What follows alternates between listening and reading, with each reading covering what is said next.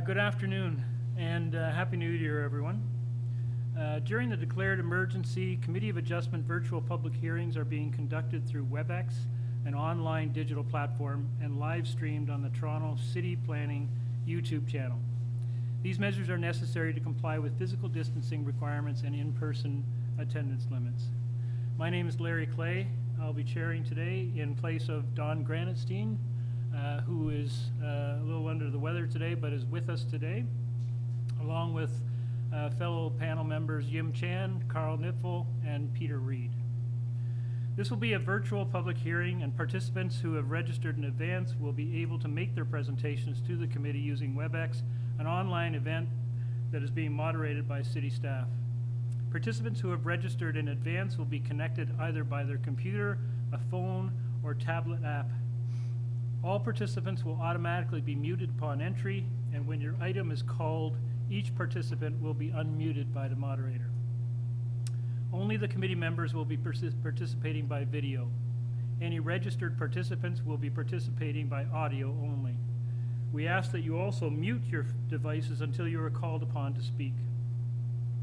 We acknowledge the land that we are meeting on is the traditional territory of many nations, including the Mississaugas of the Credit, the Anishinaabeg, the Chippewa, the Haudenosaunee, and the Wendat peoples, and is now home to many diverse First Nations, Inuit, and Métis. We also acknowledge that Toronto is covered by Treaty 13 with the Mississaugas of the Credit. In accordance with sections 45 and 53 of the Planning Act 1990 as amended, this meeting of the Committee Adjustment of the City of Toronto is called to order. The Committee of Adjustment considers applications for variances from the provisions of the zoning that applies to the property, permission to extend or alter lawful non-conforming uses, and consent to sever property to create new lots. Anyone who wants to receive a copy of the decision of the committee on this on any application must submit a written request for a decision by email. Please ensure that you include your name, address, and email address, because the Committee of Adjustment and Toronto TLAB will be sending notifications and appeal updates by mail. If you do not agree with the decision of the committee, decisions may be appealed to the Toronto Local Appeal Body, TLAB, or in some limited circumstances to the Ontario Planning Appeal Tribunal. Appeal instructions are set out at the bottom of the decision of the committee. I will call each item in the order that's listed on the agenda. Where your application is uncontested, the agent or applicant may proceed with their presentation if desired.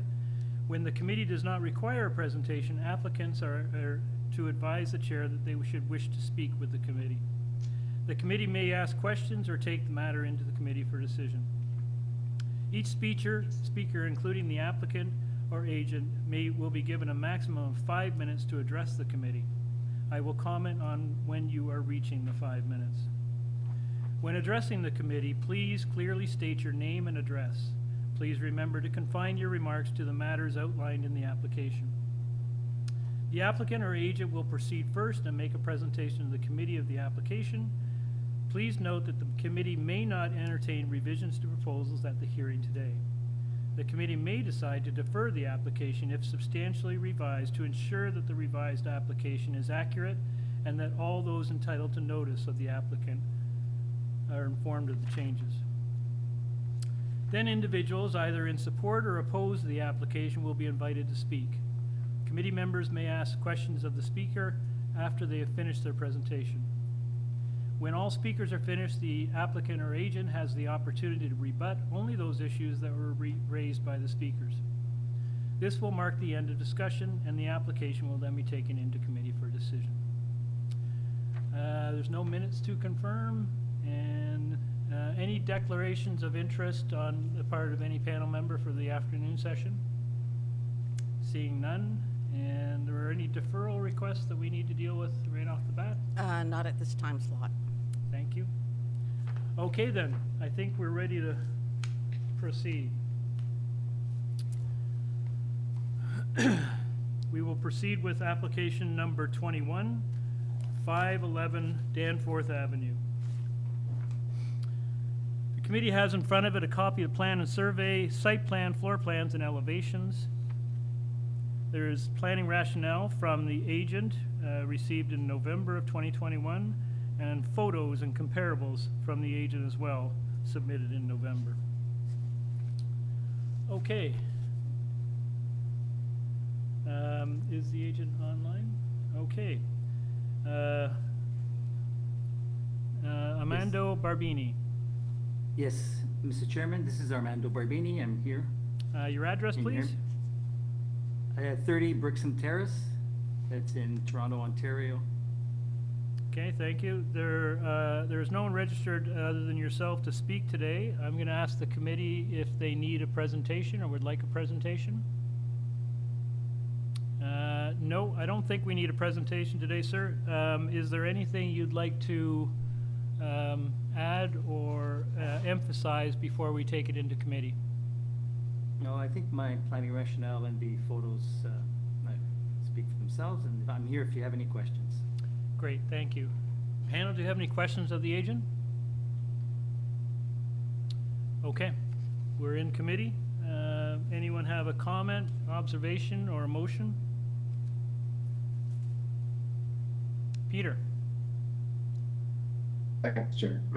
This is a really straightforward application and just putting a second floor on top of a commercial building on Danforth. And I think it's entirely appropriate. And the variances being requested are very small.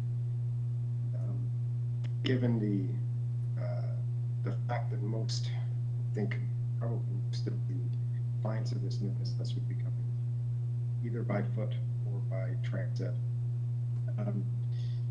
I think that assuages the parking question, and then the setback from the lot, I think is handled appropriately. Just a small increase over what's there. So I move to approve with no conditions. Thank you. Do we have a seconder? Carl?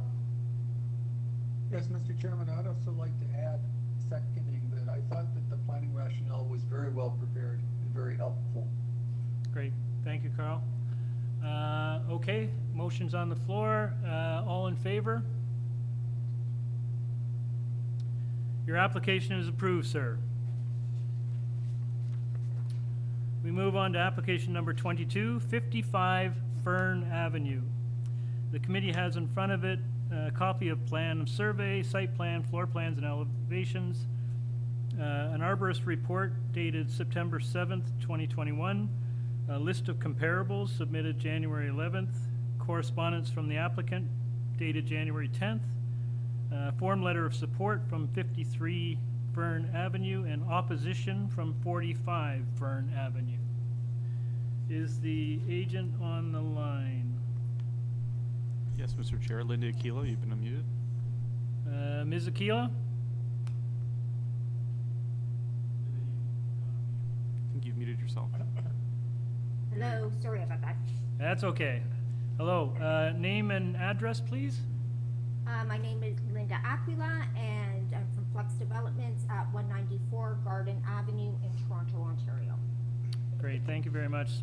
Linda, we do have someone on the line that wants to speak to this issue, so we'd ask you to provide a short presentation for us. Okay, what we are doing now is proposing to alter the existing two-story detached dwelling. We're going to be constructing a front two-story addition with a covered porch, a rear two-story addition, a side basement walkout, a rear ground floor deck, and a rear second-story balcony. There will be a new secondary suite, therefore making it a two-dwelling unit within the building. There are 4 minor variances that are indicated on the application. We do feel are quite minor. We have done drawings to ensure that we respect the neighborhood and that no other neighbors are affected. Okay, thank you very much. Panel, do you have any questions of the agent? None? Then we'll go to our first caller. Are they on? Yes, Mr. Chair, we have 2 people from the same residence who've registered to speak in opposition. Nehal T. believe, been unmuted. Okay, hello. Hello. Hi, thank you for making time for me today. My name is Nahal Tolia. I'm here with Tyler Thrall, my fiance. We are both the tenants and the sole occupants at 55 Fern Avenue, the house that is the subject of this hearing. We've been living here, just the two of us, for 5 years, since October 2016. And so as you can imagine, the minor variance is going to impact us, particularly as it will be changing from a single unit residence to a multi-unit, so the two dwelling unit. In addition, we are currently awaiting a Ontario Landlord and Tenant Board hearing. The landlord has filed a notice of eviction on the basis of this proposed renovation.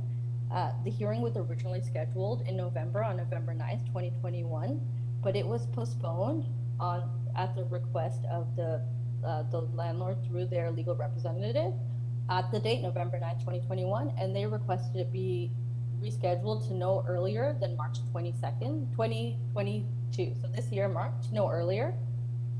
And so at this point, I just want to also note that I see that in the application information posted, there is a supplementary document that is titled Timeline 55 Fern regarding the tenant. And I won't speak to all of it, but I will note some inaccuracies that are in that document, particularly the statement that the landlord canceled the tribunal hearing and that they withdrew the N13 notice. This is not true. The landlord requested a postponement that was agreed to with the Ontario Landlord and Tenant Board. And the N13 application, which is related to a proposal for eviction on the basis of renovation, is attached to that L2 that was filed in order to have that hearing. So we are currently, the tenants here, awaiting that hearing. Until that time, we don't know what the decision will be in terms of our status as tenants, but we currently have security of tenancy. And that's all I can say. Thanks so much for the time. Tyler's here as well. I think that I speak for both of us, unless Tyler wants to add anything. Okay. Tyler? No? Okay, thank you very much. Any questions, panel, of the speaker?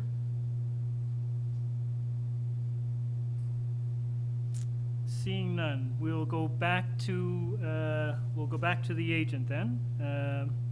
Ms. Aquino? Oh, hi. Can you hear me? Yes.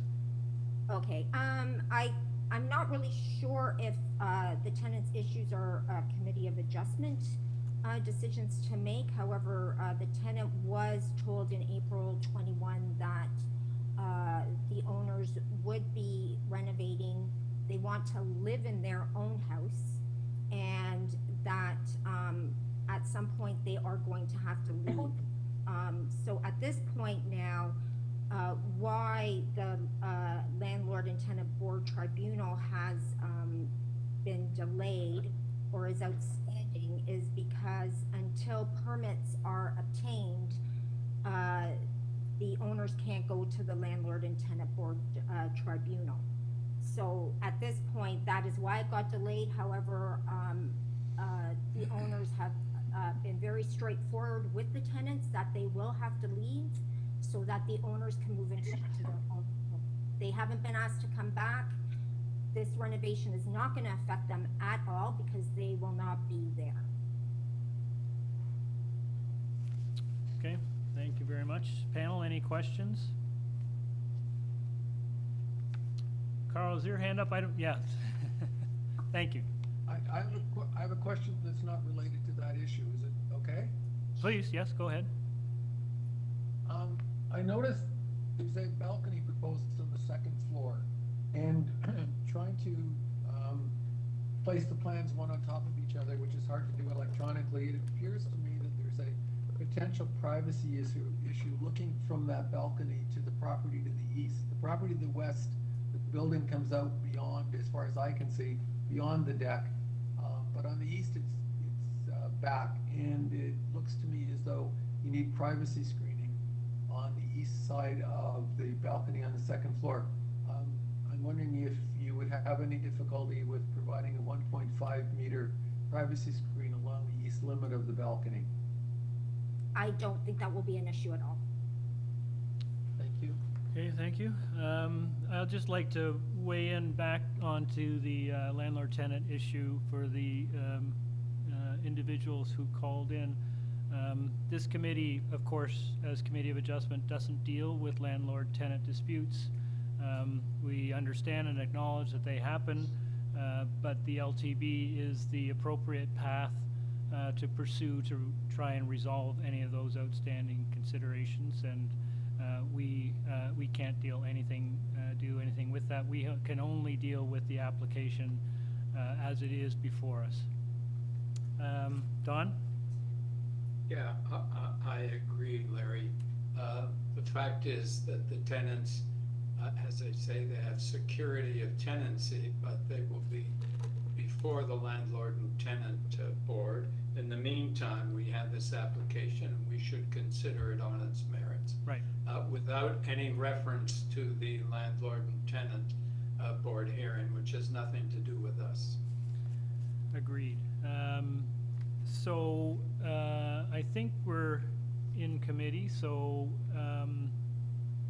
does anyone have any comments, observations, motion? Yim? Given that there's very few variances and I looked at them, they're all minor. And also variance number 1, although it seems that there's a setback, but it's actually, there's also the distance, which it does not belong to property to the sidewalk. I'm not too worried about that. So with that, I will suggest the motion to move for approval. I do not think there are any conditions. I think Carl had a condition. Oh, I yes, the suggested privacy at is, one point- yes, on the east side of the second floor balcony. That's right. 0.5 meter high. Okay, motion tabled. Do I have a seconder? Carl? All in favor? Your application is approved. Thank you. Thank you very much. Number 23, 30 Alton Avenue. The committee has before it a copy of the plan of survey, site plan, floor plans, and elevations. Some comparables submitted by the agent on January the 5th. There is correspondence and support from 32 Alton Avenue. And there is an email from planning suggesting some conditions with respect to variance 2, should the panel choose to approve. So this is, do we have the agent online? Yep, we do. And Marshad, you've been unmuted, you can go ahead.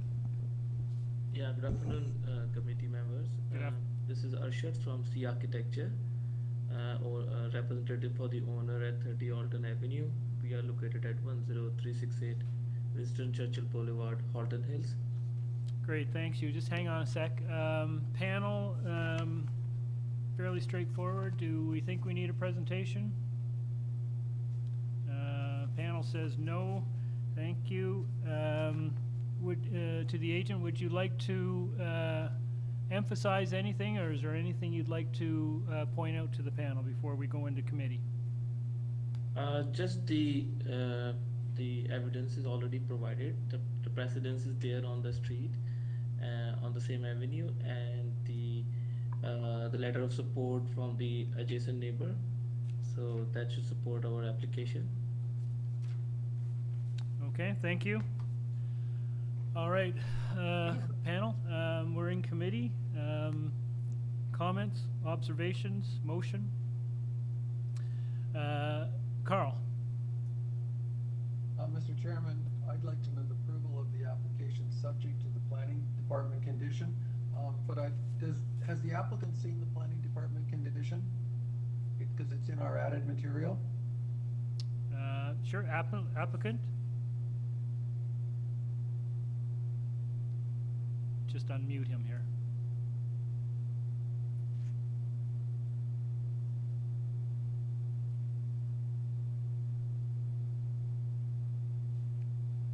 Is he there?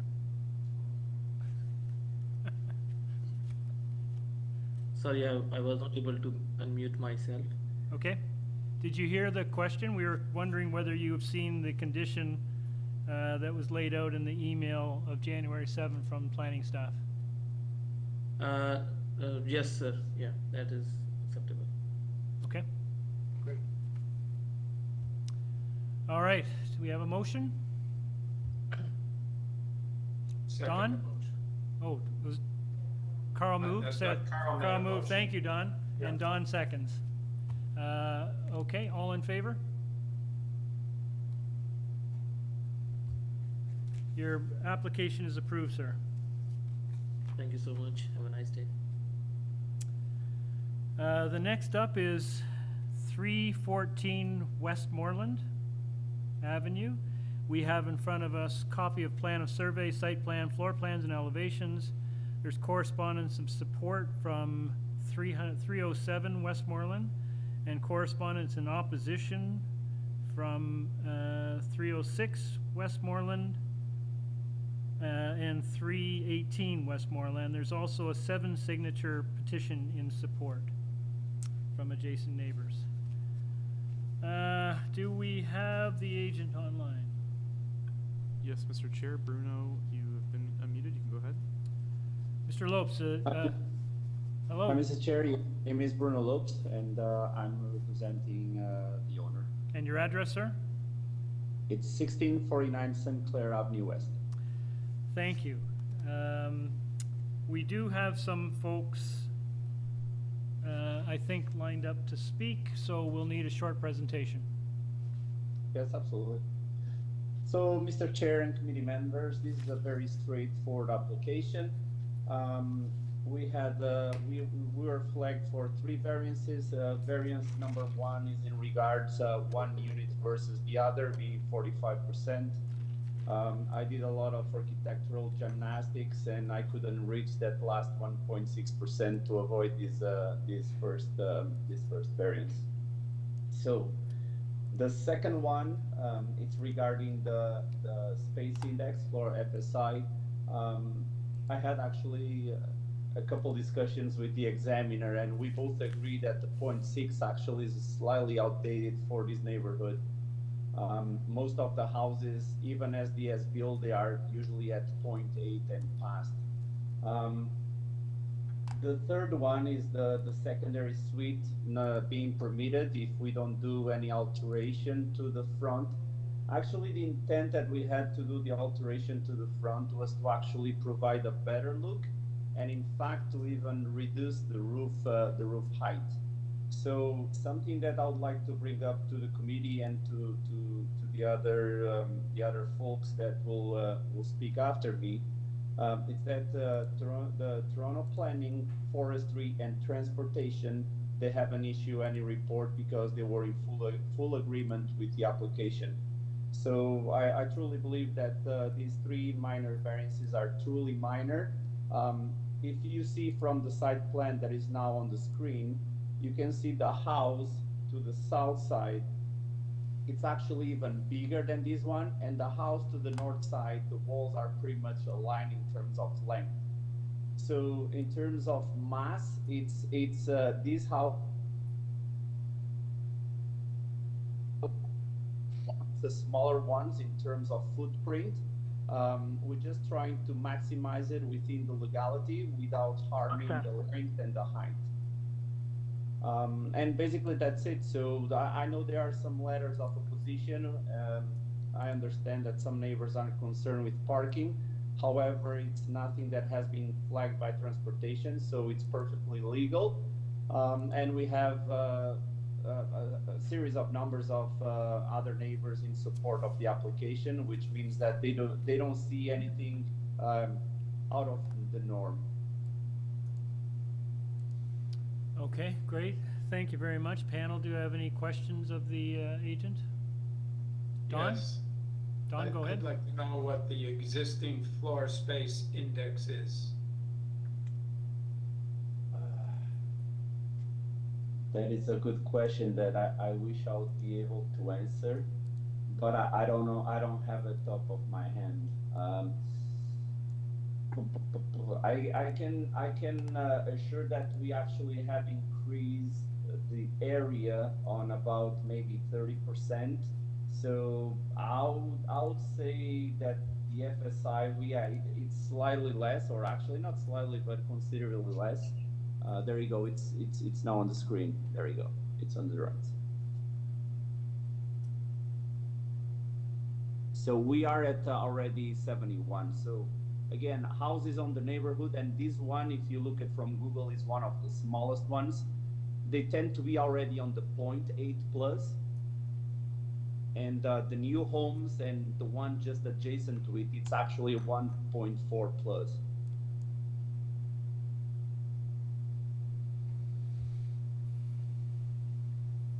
Okay.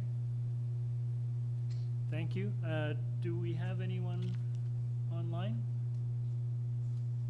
Yes, Mr. Chair. Sandy Inc., you've been unmuted. You can go ahead. Hello? Hello, Sandy, you've been unmuted. You can go ahead.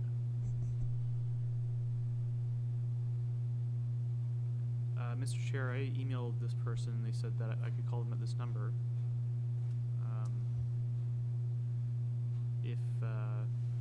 If they're not responding, I'm not sure what other way we have to contact them.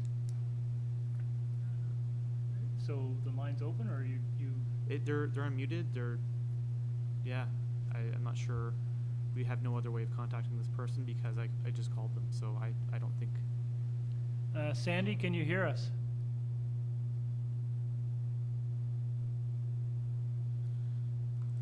Yeah, and they emailed me just now and said that I should call this number, so I'm not sure. Do you have a new number to call or not? They had another number too that I called and they didn't pick up. So this is all we have. Well, we'll, do you want to try one more time, just to Sure. close that loop? Sure. Hang on, folks, I'm gonna expel them and then call them again. Okay.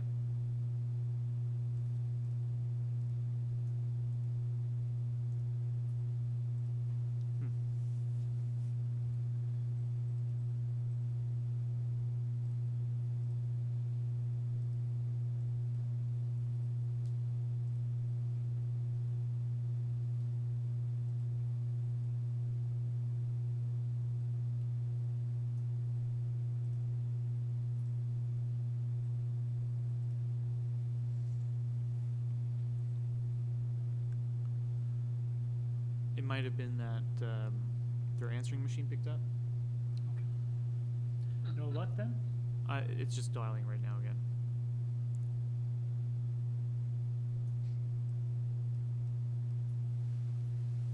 Voice. Oh. 160714. Yeah, it was that their answering machine picked up.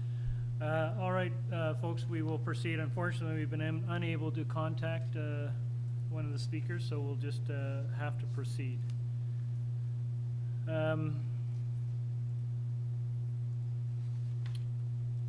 Mr. Lopes, is there anything further that you'd like to add before we go into committee? Nope. I'll say that again. All three departments, city staff, they are in agreement. These are very straightforward. It's not uncommon. It's very in keep with the neighborhood. We try to do our best to match the adjacent homes, and yeah, that's about it. Okay, great, thank you. Okay, folks, we're in committee. Comments, observations? Peter? Thanks, Chair.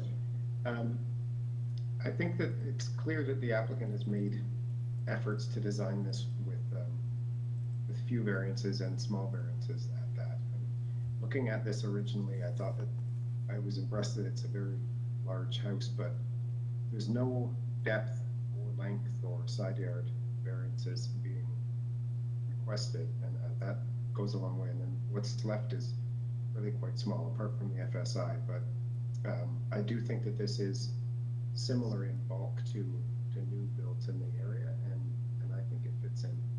So I move a motion to approve the application with no conditions. Okay, do we have a seconder, Carl?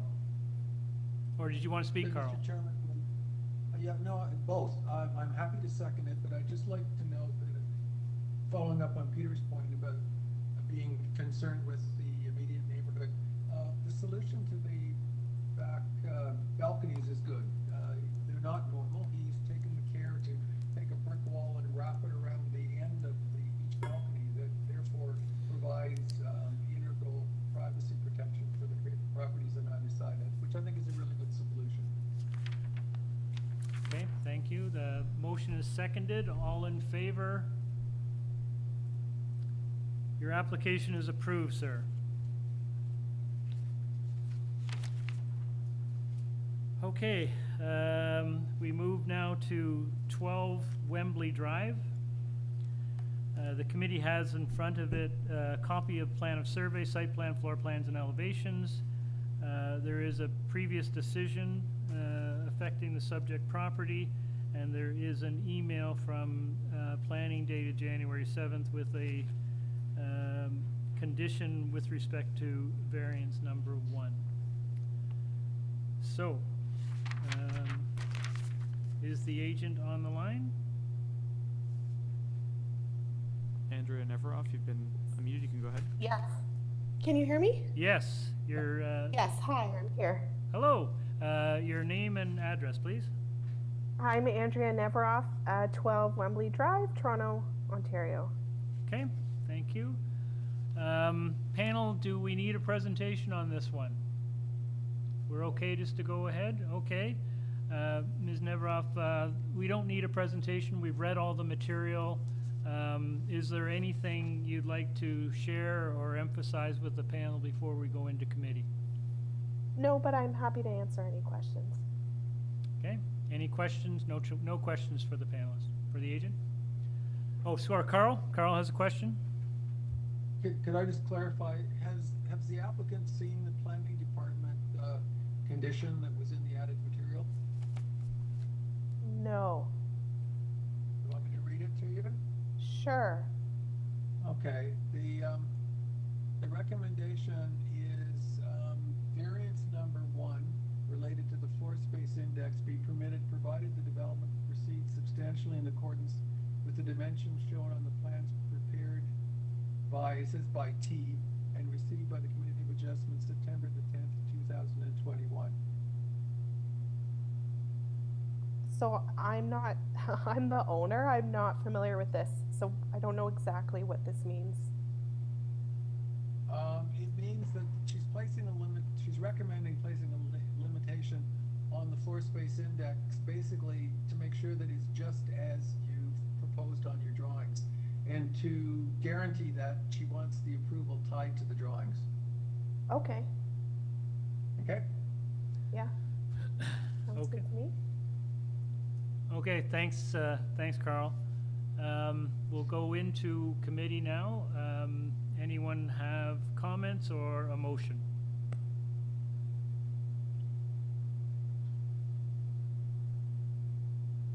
Yim? You're muted, Yim. Jim?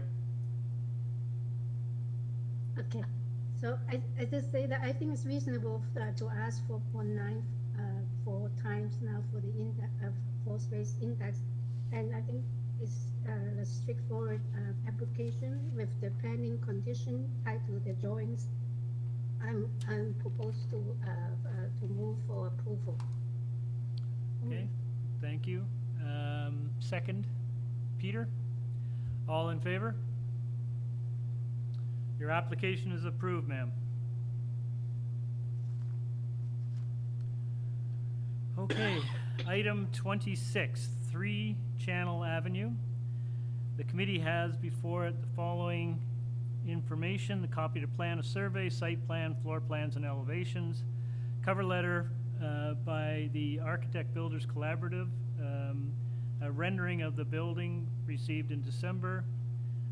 We have staff reports from forestry and a 22 signature petition in support of this application.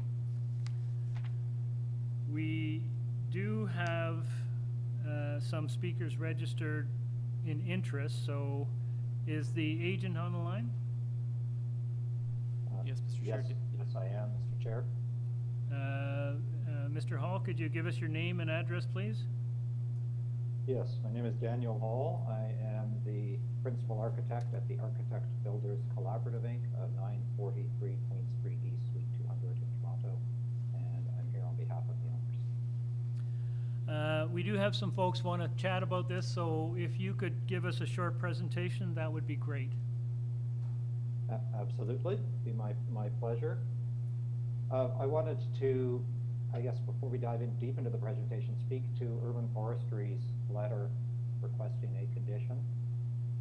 I've spoken with Urban Forestry. It's a standard condition number 3, which Tamer explained to me is provided whenever a project involves demolition and a new build. I would respectfully submit that this is not a request for demolition and new build. This is a request for minor variances to extend a permitted project that's underway. Furthermore, their condition asks that our clients pay money so the city can plant a tree on the city road allowance.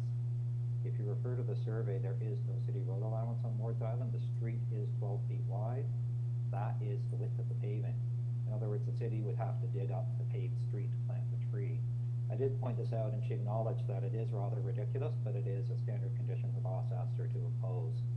So, we would go forward with it, but we would ask that you not impose that condition and respect that it is not in fact appropriate here, and I believe it is perhaps a bureaucratic oversight. However, that's not the substance of this. We are here to ask for a couple of minor variances for a project that has been permitted as of right and is under construction.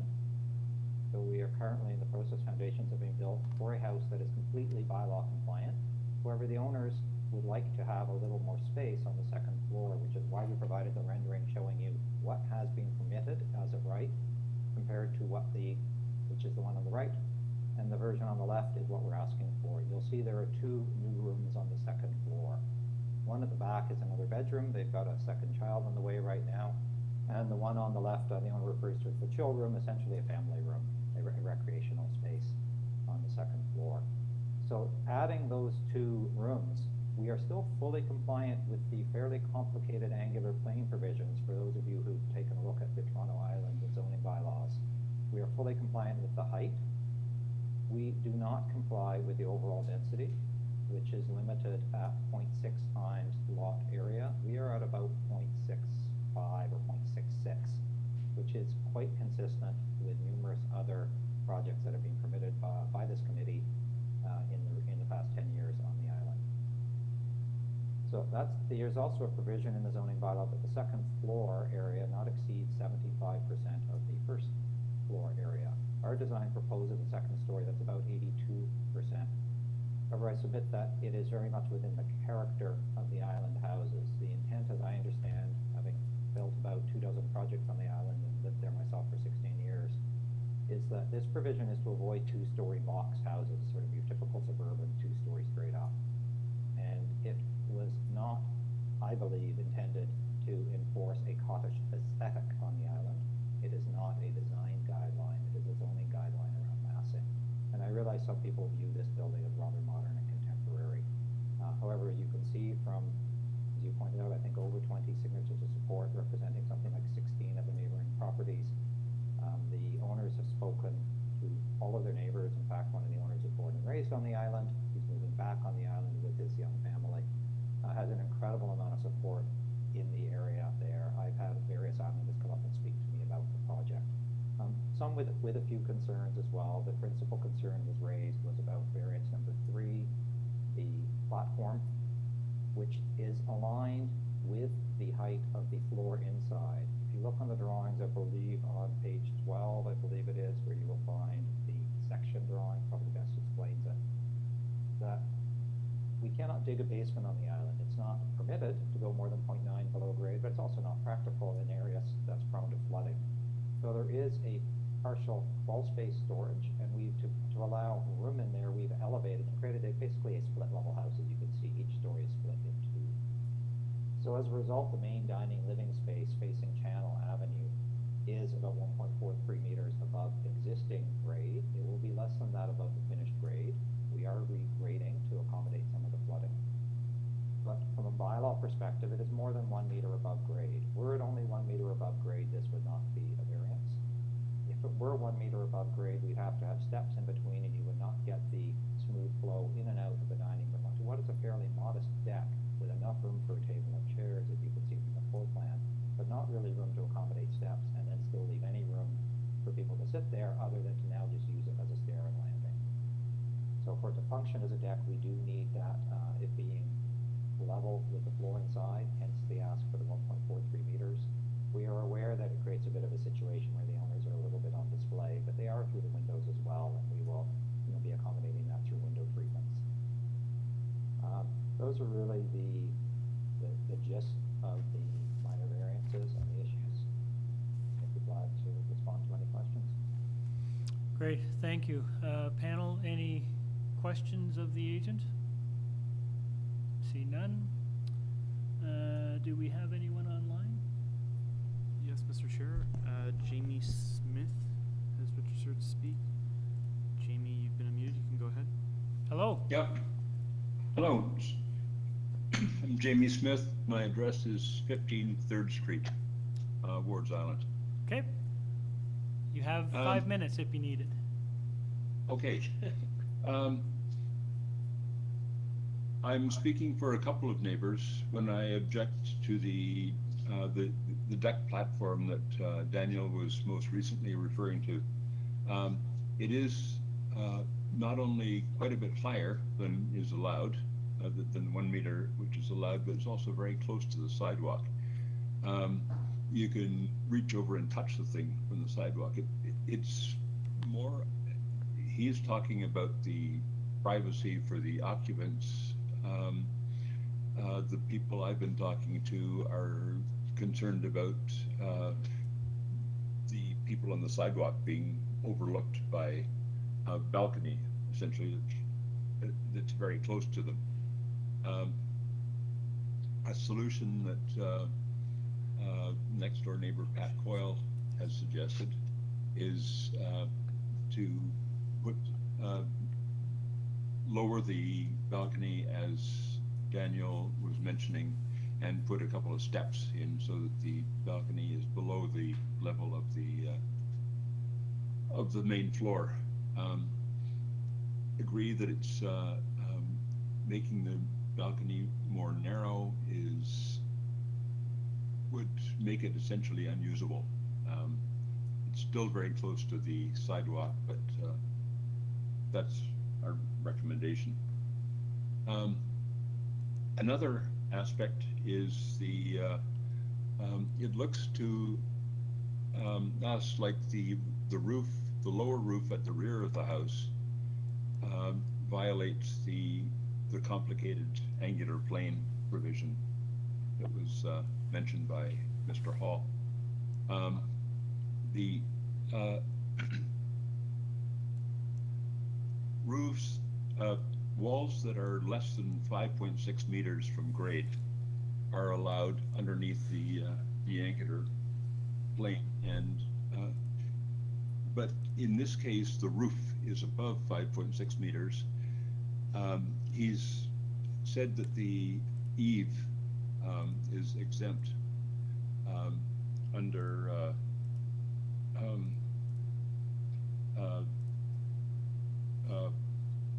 paragraph S.A. in a table. The table only grants a horizontal exemption towards a lot line. It doesn't grant a vertical exemption. We submit that the eave may be exempt, but the roof that it is attached to is not, because the elevation of the top of the roof is well above 5.6 meters. And a similar situation, this occurs on the south face and on the east face and on the west face. Another minor point is that in the past, because the houses are pretty close together, the location of the exhaust from the heating system has caused annoyance to neighbors. I know this is not part of the bylaw, but it would be helpful if the location of the exhaust were shown on the drawings so that the neighbors would know who's getting thick clouds of mist in their face. Thank you very much. Thank you. Panel, any questions of this speaker? None? Anyone else on the line? Mr. Chair, we have Phil Digby in support of the application. Phil, you've been unmuted. You can go ahead. Hello, Mr. Digby.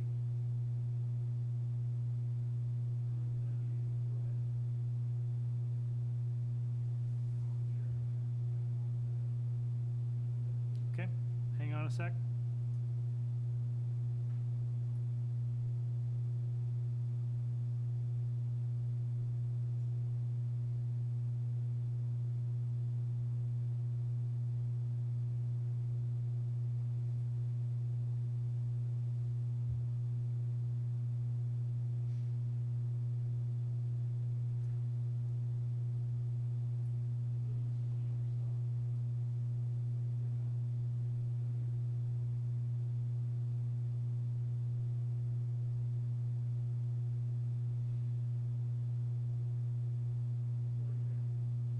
Can you hear me?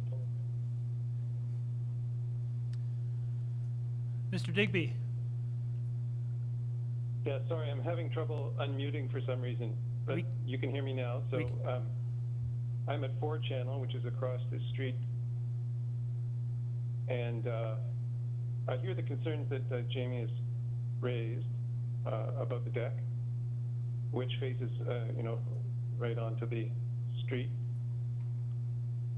And lowering it to the 1 meter might be a possible solution, but I don't have any strong concerns either way. So I leave it to the committee to decide as you think best. And I'd be interested to hear Daniel Hall's perspective on that issue. Okay, thank you. Panel, any questions of the speaker?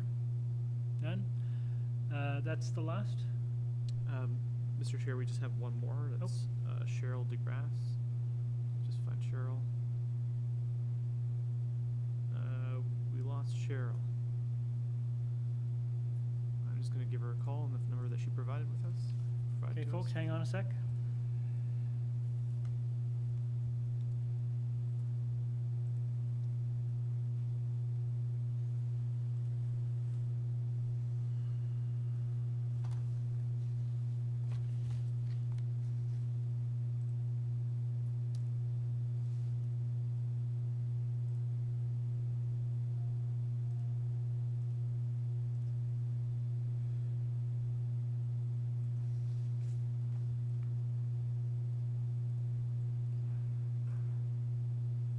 Still dialing.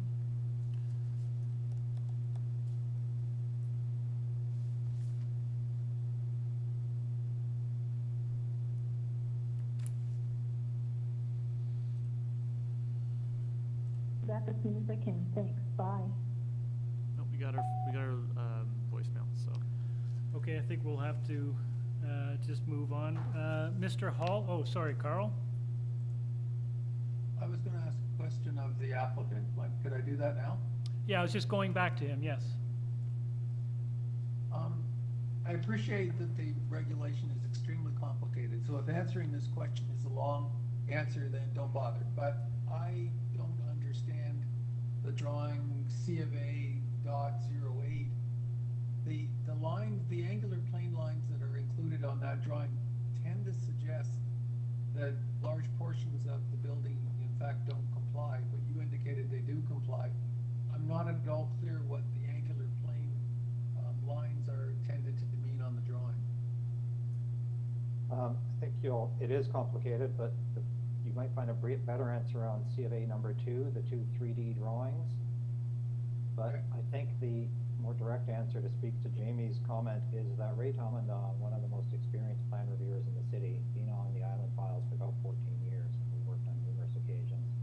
He went back and forth through these drawings with our staff about 4 times, both the set that's been reviewed completely as of right and this set, and those roofs are in both sets. So if Mr. Tamandon is of the opinion that the zoning bylaw is fully compliant, as are we from our numerous work there. I respectfully submit that Jamie Smith is mistaken in his interpretation of it. The drawings, you'll see partly what complicates looking at an elevation is that it is a straightforward elevation, but the building and site are skewed. So the 3D view shows a little better. Mr. Smith or Jamie, we're a small town, we all know each other. Jamie's comment that the building is not allowed to exceed 5.6 meters is not correct. The bylaw has two separate sections around angular planes. Both of them reference a height of 5.6, above which 50% of the width of the wall relative to the base wall may protrude on all four sides. That rule applies. And then another provision says on 2 of 3 conditions you must meet, which basically says one of your sides is free to completely violate the angular planes as long as the 2 sides and the front or the 2 sides and the back do. And so we're not obliged to have all 4 sides comply with that either. I don't recall offhand which one of our 4 doesn't comply, but trust me, we work with the benefit of a complicated 3D model. We visualize these tools and we share the 3D model as well as these drawings with the plan reviewer. And I have complete confidence in your analysis that this is not a variance and that they've listed all the variances they require to approve the proposal. Thank you, you're right, it's a very complicated provision. Would you like me to address some of the other comments that were made? Yes, please, if you could. Okay, I can assure Jamie and through Jamie, our neighbor Patrick Coyle, who lives beside this property, that there will be no exhaust because this house is a carbon-free house. It is heated and cooled entirely with a clean electric air source heat pump with 0 emissions. So there will not be no nasty gas pipe blasting towards them, as I know Jamie and his wife have to experience from their neighbor's house, which I designed a number of years ago. There is no ill will here. We are all neighbors and friends, although we do maybe disagree on a few things. But Jamie, you can assure Patrick there is no exhaust coming his way from this house other than the typical bathroom or kitchen exhaust outlet, perhaps a laundry vent.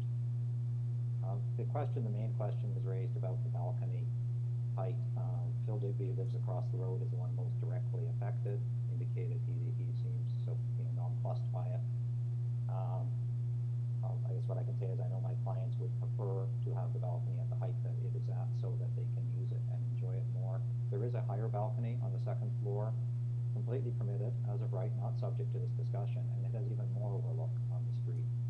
So I guess I would submit that this does not, allowing this balcony at 1.43 meters does not make the situation much different than it would be if it were not allowed. That said, if the committee felt it that they strongly that they cannot permit this, we would ask that you approve the minor variances individually in that case to allow the rest of the project to proceed. Great, thank you very much. We'll take this into committee now. Comments? Carl? Mr. Chairman, this is a complicated regulation to deal with, and I commend the applicant for attacking it with such care and sympathy for the area. I think the solution is a reasonable solution. I think it's compatible with the area and compatible with the streetscape. I do not understand the concern of overlook of the one balcony onto the street. As the applicant indicated, there's a balcony right above it that actually overlooks has much greater overlook. So I don't see that particular objection. I also take the applicant's analysis of forestry condition number 3 and don't see any reason to impose it on this application. So unless my colleagues have concerns otherwise, I'd like to move approval of the application without any conditions. Great, thank you, Carl. Don, second that? Yeah, I second, and I just wanted to say I agree with Carl. I don't understand when you talk about overlook on a sidewalk. We're all out there exposed. We're all being overlooked on the sidewalk. Doesn't make any sense. I think this is a terrific project. Okay. Motion to approve, seconded by Don. All those in favor? Your application is approved, sir.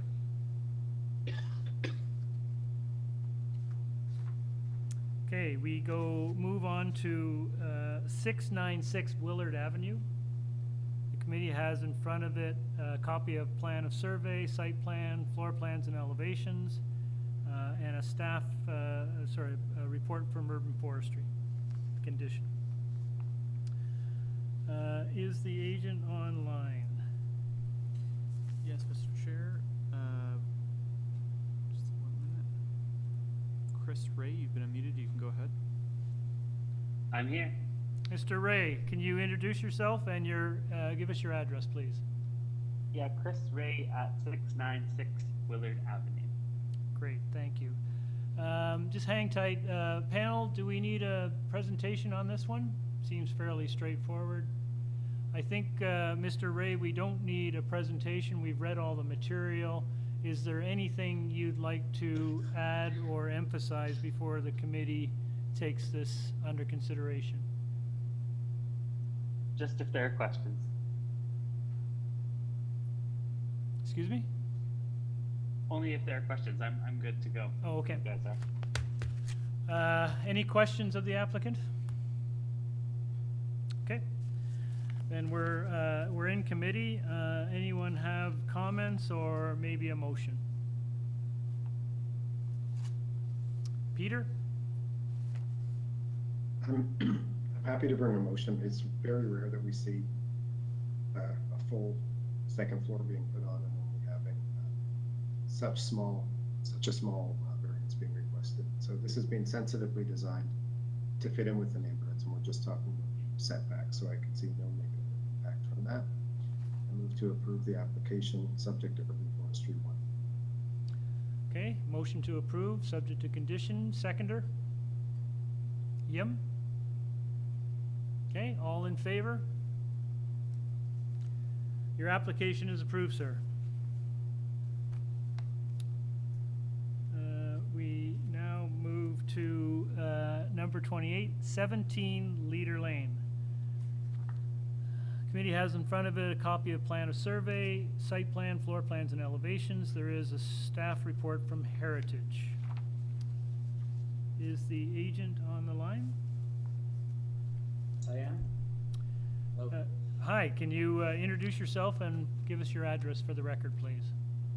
Yes, sir. This is Nicholas Antro, Antro Studio, 31 Scarsdale Road. Great, just hang on. Panel, do we need a presentation on this one? I see heads shaking, so I think we're fine. Mr. Ansara, before we go into committee, is there anything you'd like to emphasize or any points you'd like to raise? No, sir. Okay. Okay, committee. Does anyone have any comments or a motion?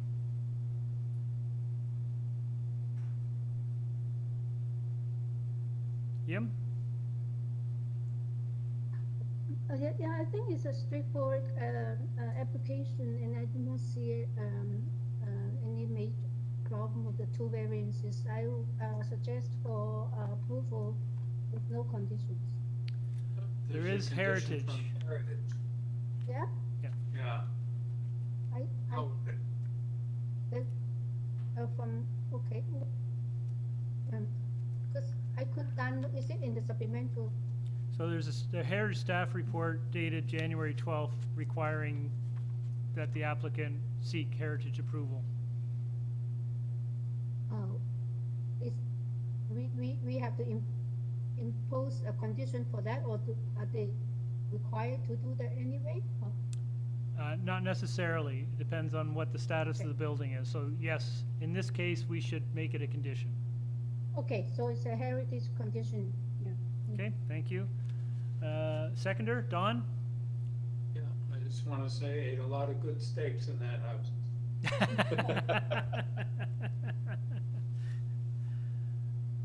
Okay, all those in favor? Your application is approved, sir. Thank you. Number 29, 144 Beatrice Street.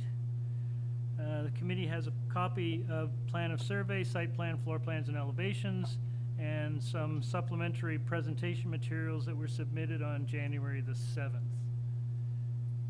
We do have one speaker registered to speak to this, so is the agent online? Yes, Mr. Chair. Good afternoon, Mr. Chair and members of the committee. My name is Sean Tusi. I'm the architect and principal at Meemore Architects, Inc. The address is 2323 Yonge Street, Unit 503, Toronto, M4P2C9. Great, thank you very much. We do have someone registered to speak, so we'll need a short presentation on this application, if you wouldn't mind. Sure, Mr. Chair.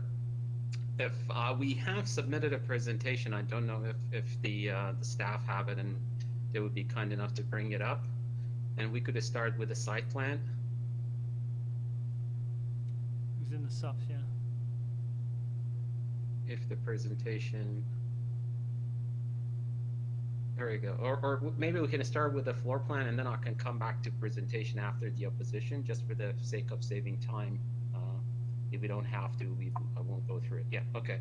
So the site plan pretty much shows this is a development, it's an addition in downtown Toronto, which the city and planning and the zoning and the future look is the intensification, supports additional floors. It's not even a variance to have a 3-story. And as you look at a site plan in terms of building depth, we are very much in line with the neighbors. We're in fact even less than the number 142. At the south of this drawing, and we are very much in line. Our 3rd floor is very small, it's only 10 meters, so we try to keep it as small as possible to reduce any potential impact, even though that it was in line with the zoning bylaw. In general, we paid a lot of attention on how this property and the design will impact the neighborhood. It is in keeping with the character. And if you look at the front elevation, if we can move to the front elevation, or side elevation probably shows the height, the main wall height. Can we go to the next one that shows that? Yeah, this one is a good sample. If you look at it, the height that we're asking, the total height is in full compliance, and the main wall height, which is the variance at the front of the house, where it is the impact neighbor and the streetscape, we are in full compliance. Where we are seeking the variance at the back of the house, where you see the 3rd floor has a straight wall going up. If the staff can show it, the 3rd floor wall, that is causing the variance of the main wall height. So should the committee decide to approve the application, we're completely fine to tie to the design provided. Which now, if you look at the front elevation, if we go to the front elevation, it is very typical. If you have Yes, there you go. If you look at the front elevation, it's very in keeping with what has been developed, and this front, that main wall height is in full compliance again. So really where we're seeking the variance is for the back of the house, where the partial 3rd floor has a full wall, having full windows. With that said, we believe this meets the 4 test of the bylaw. It's very reasonable, it's very common in what is happening in the downtown Toronto these days, and what the zoning of this city is expecting for the downtown core to be. Therefore, we request your approval. Any question, I would be happy to answer. Thank you. Questions, Carl? Yes, to the applicant. It would be helpful if we had a drawing that indicated your front elevation compared to or attached to the elevation of the attached semi. I'm guessing, and I'd like you to clarify that I'm right, that the pitch at the front, your elevation is masked to provide for a pitched roof with the 2 projecting dormers, one on the left and then the gable on the right. Am I correct that the pitched roof that's behind that is continuous with the property that you're attached to? I believe so. Through you, Mr. Chair, I believe so. So in fact, if we were to draw the attached semi on here, the roof line would stay the same, the pitch would stay the same, and they have a dormer as well in their pitched roof. I think what is causing the variance is really the elevation on the left side, the one at the back of the house, the one on the left of this page, which because the wall goes straight up at the back of the house, the city the zoning examiner considered the worst case scenario, which in this case is the back of the house. Therefore, the variance gets written down. I understand. In future, if you come before committee again, it's very helpful if you could show the other half of the semi, just if it's blocked, just to answer the question that I raised. Absolutely. Through you, Mr. Chair. Thank you for the comment. Okay. Any further questions of the agent? Okay. Do we have the speaker online? Yes, Mr. Chair, just 1 minute.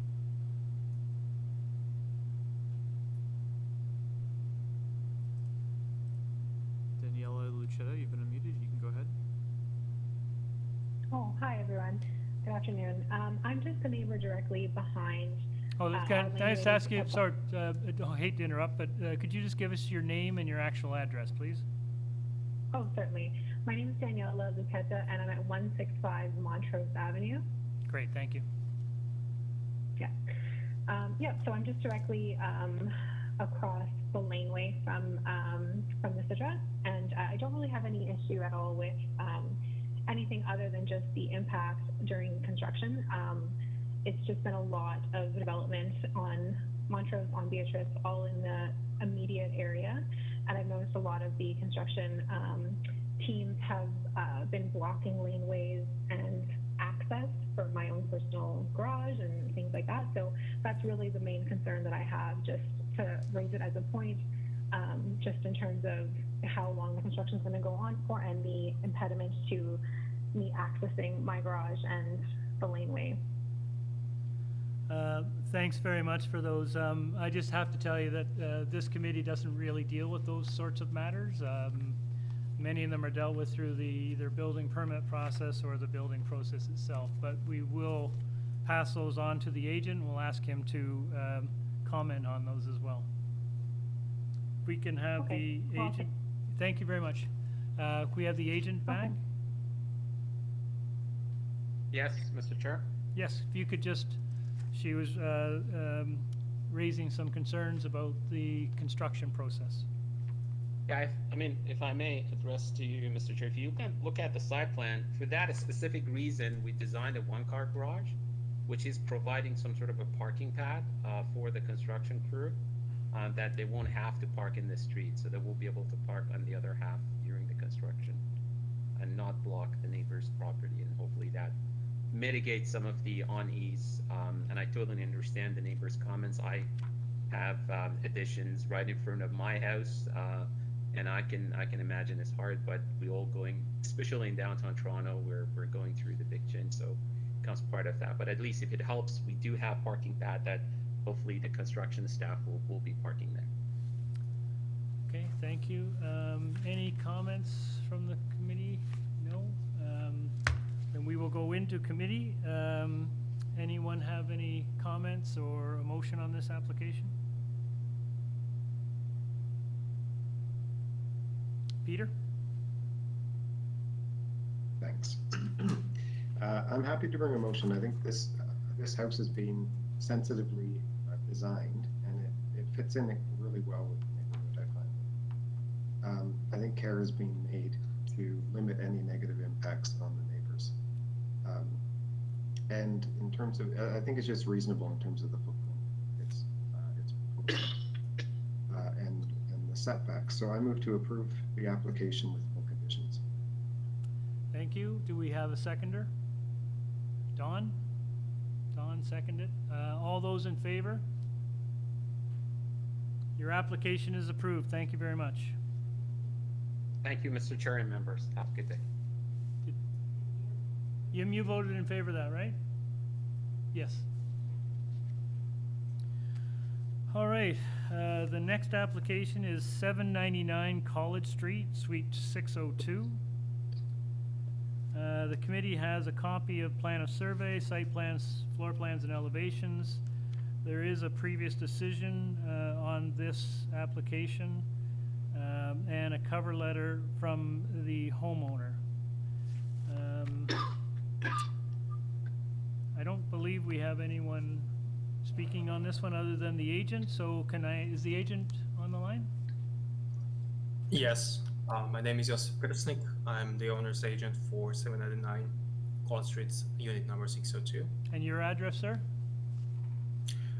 East 29 Commercial Road in Toronto. Great, thank you. Panel, would you like a presentation on this application? Nope. Sir, the panel has read all the materials, quite familiar with your application. Is there anything you'd like to emphasize or share before we take it into committee? Just the one thing I would like to point out, I'm not sure is it relevant at this point. So the previous decision, which I see that it's available online under supporting documentation, is not the latest one. The condo building was twice on the Committee of Adjustment in 2007, and the first decision has been published online, and the second one is from 2008.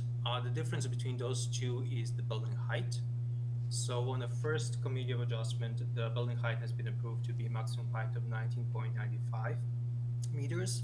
And on the second hearing has been approved to be 23.35 meters, which is built.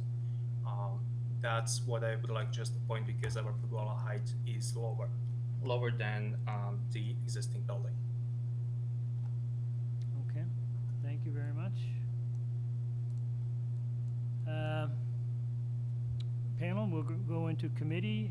Anyone have any comments or a motion? No comments? Can I have a motion, please? Carl?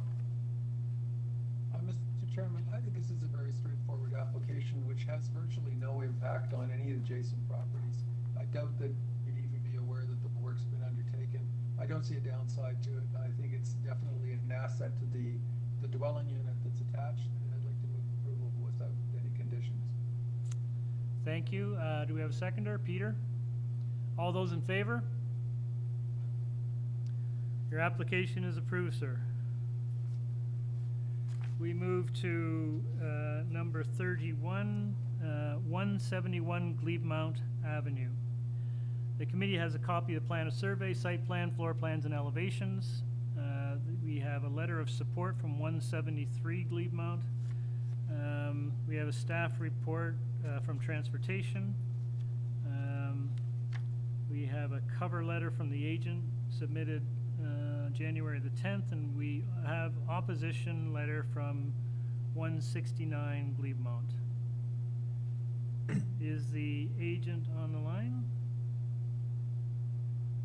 Yes, good afternoon, Mr. Chairman. My name is Agostino Monteleone. I'm from Amtech Engineering, and we're here on behalf of the property owners. We're located at 1500 Royal York Road, Unit 48, and that's in Etobicoke. Thank you very much. We do have someone who would like to speak in opposition, so we'd ask you to do a short presentation, please. That's fine. Thank you.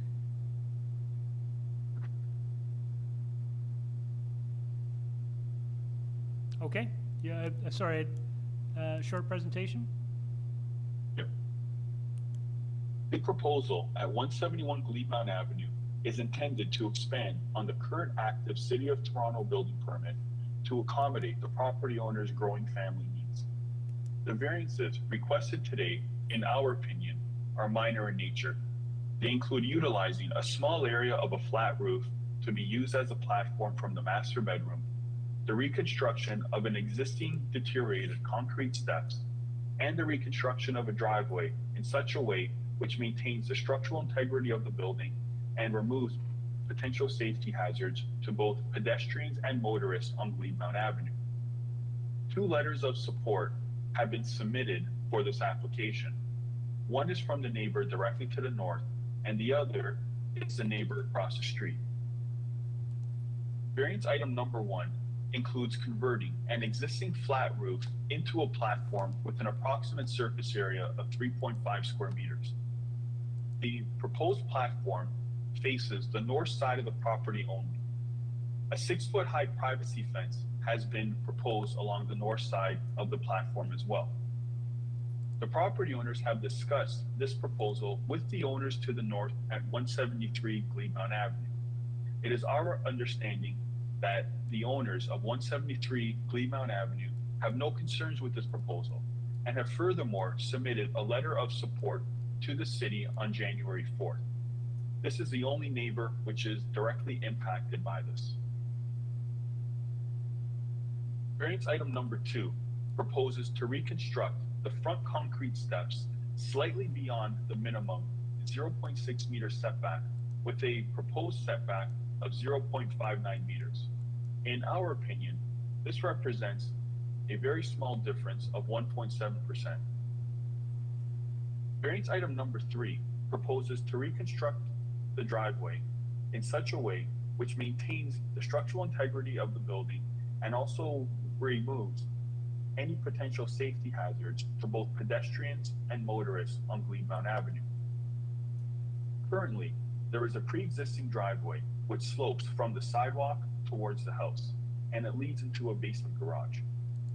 Over several years, the homeowners have encountered a few basement floodings due to the steep slope of the driveway during heavy rainstorm events and ice buildup at the garage door during the extreme winter months. This has been witnessed by several nearby residents and was also noted in a letter of support from the neighbor across the street at number 158A GLEBEMOUNT Avenue. The homeowners are also of the opinion that this steep incline of their driveway also presents a potential safety hazard to both pedestrians and motorists on GLEBEMOUNT Avenue when trying to back out of the driveway. This is particularly amplified by the close proximity of the garage to the sidewalk.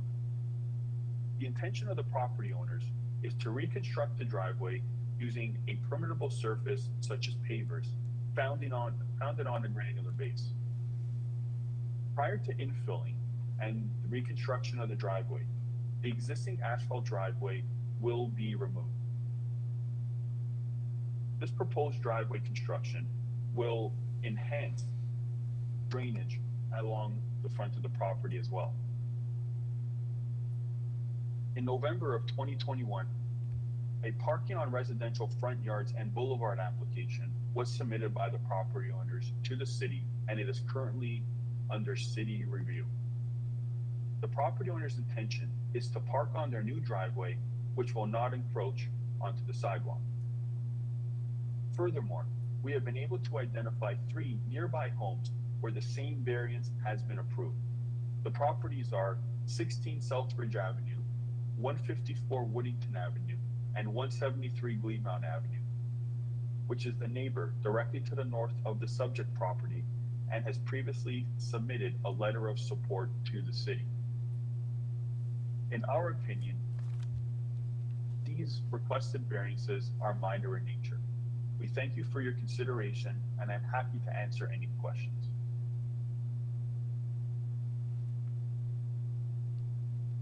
Okay, thank you. Yim, you have a question? Yes, on this transportation engineering report about the application for the for fund a parking space.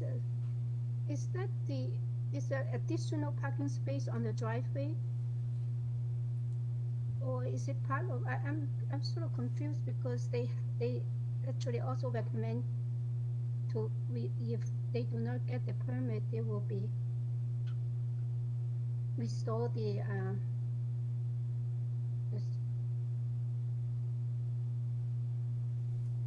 Can you bring up the transportation report, please?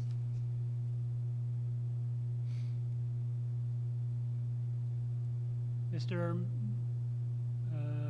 Monteleone, can you address that question? Yes. So it's our understanding that transportation does not object to this application, which has been set forward for this hearing. They are noting, however, that the application has been submitted by the property owners for parking on the residential front yards and boulevards application as a portion of the driveway, which will be used for the homeowners to park their car. It's partially on their private property and partially on the city's boulevard. They are noting that if this application is not accepted for whatever reasons, that they would like this area to be reconverted from the driveway to soft landscaping.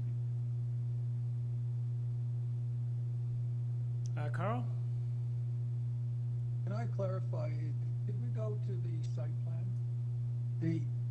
Is your proposal to have the entire yeah, that one. That entire driveway is the extent of the parking pad that you're seeking approval for, or is it only a portion of that?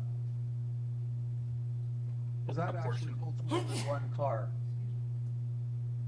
Yes, if you were, if it's possible for us to pull up the cover letter, which was previously submitted by us on January 10th, we do show an outline of the car. If we scroll down, yes. So that's essentially what's being proposed, where the car is mostly. But if what you're looking for is a parking pad, then in fact, what you've got, what you're showing, what you're drawing, is a parking pad and a driveway.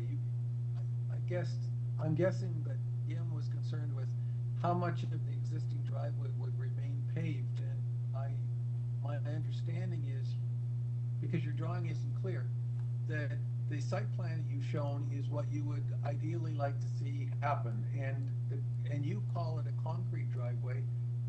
Are you proposing, once it's backfilled and it's made flush with the ground on either side, that it be concrete, or are you recommending permeable pavers for the area for the pad? Yes, since this has been, from the time that this was originally submitted, we've had recent conversations with the property owners, and now the intention is to go with the pavers here. So your proposal is to have the area that's shown in the drawing that's on the screen, that driveway would all be permeable pavers, and it would accommodate a parking space, providing the city gives you approval for a pad. And if not, you have to restore the driveway back to soft landscaping. Is that your understanding of what we're talking about here? Yes, and currently the existing asphalt driveway, it does go from the front of the garage all the way to the concrete, like all the way to the concrete sidewalk. In its current, as it's currently constructed as well. That's my question. So that the recommendation by the engine the transportation does not apply, because even if you do not get that permit, it's still a driveway. How can you restore it into soft landscaping? It is still a paved area. Then it's not a parking space, but it will be a driveway, right? It's still a driveway. Very strange. Okay. Any further questions? We do have someone waiting to speak to this issue. Okay. Mr. Chair, the next speaker is Georgina Donahue.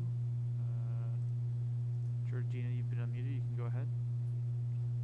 Hi there, thank you. My name is Georgina Donahue. I live at 169 GLEBEMOUNT, next door to 171. And I just have a few, two items that I'm concerned about.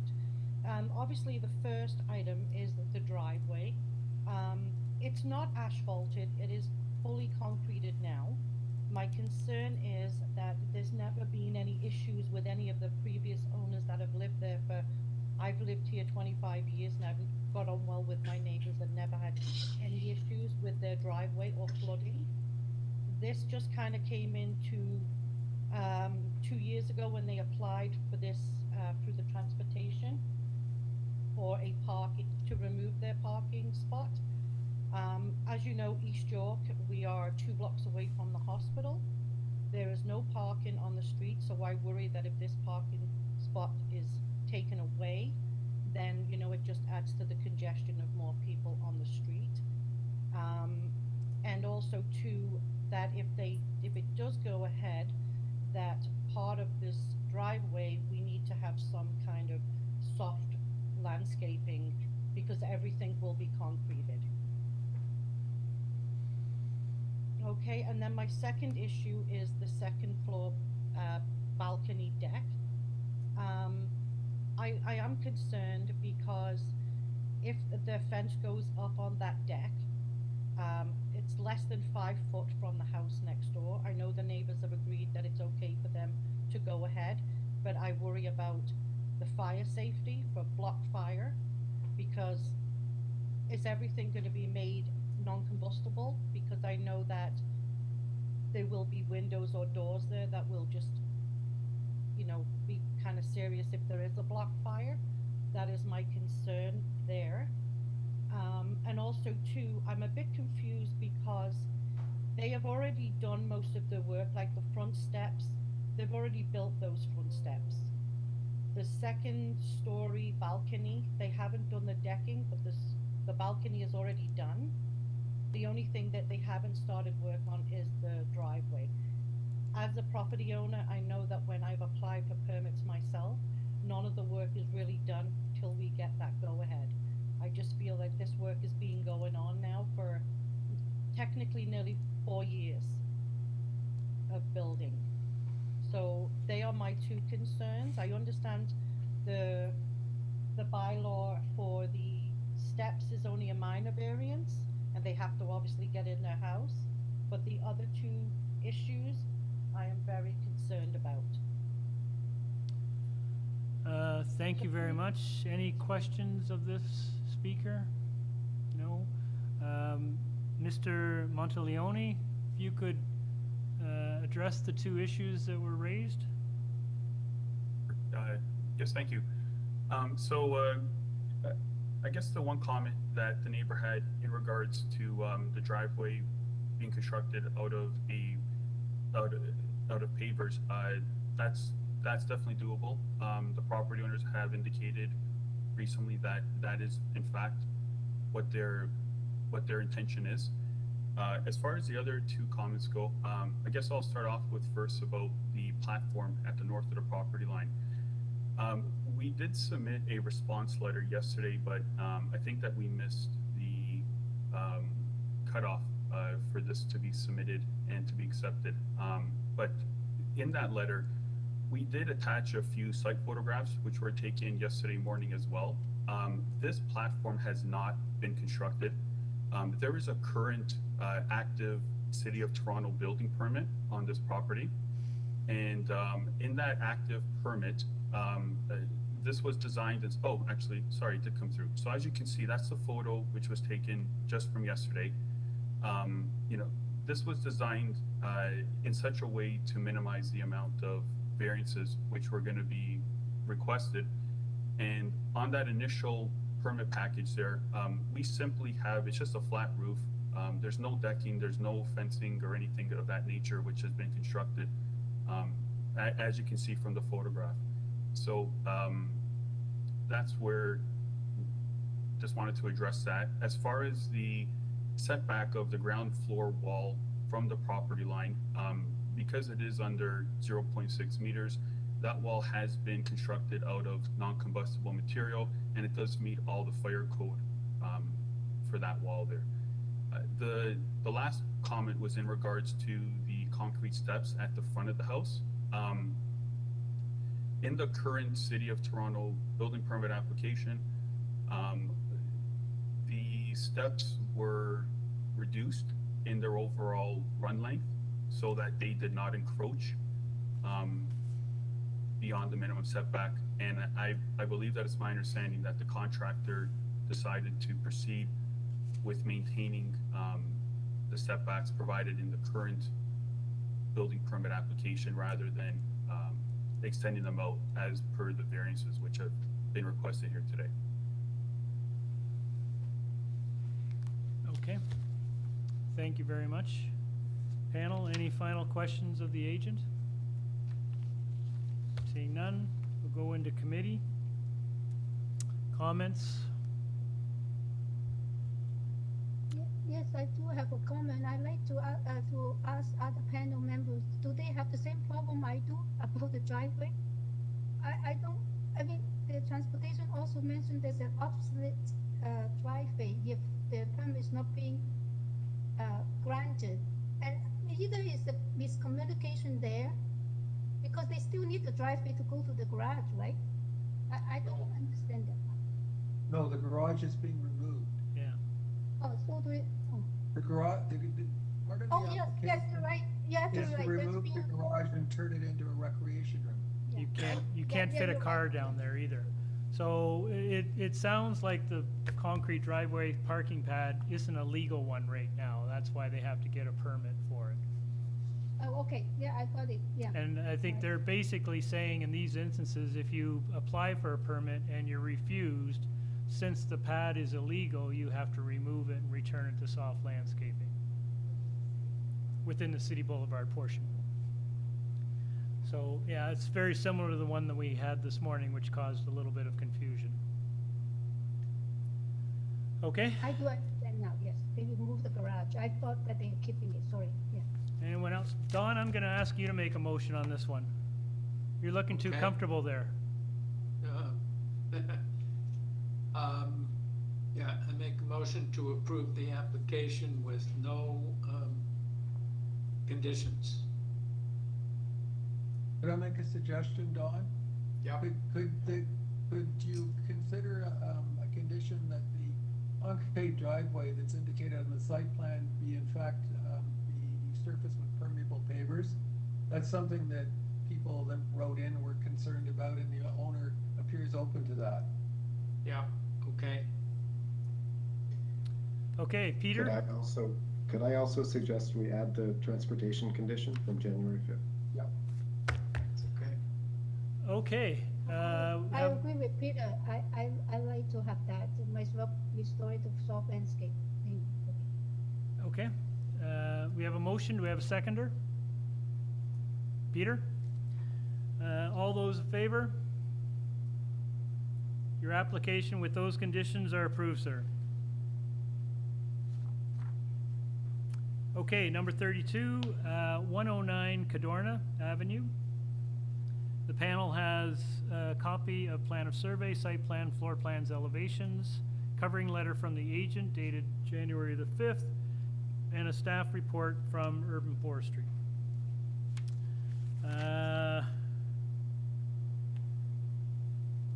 Do we have the agent on the line?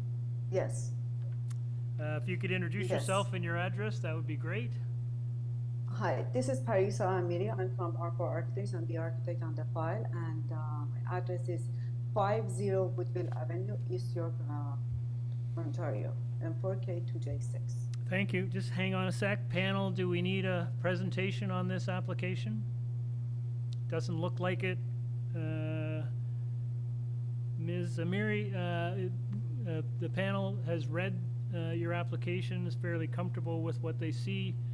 Is there anything you'd like to add or emphasize before we go into committee?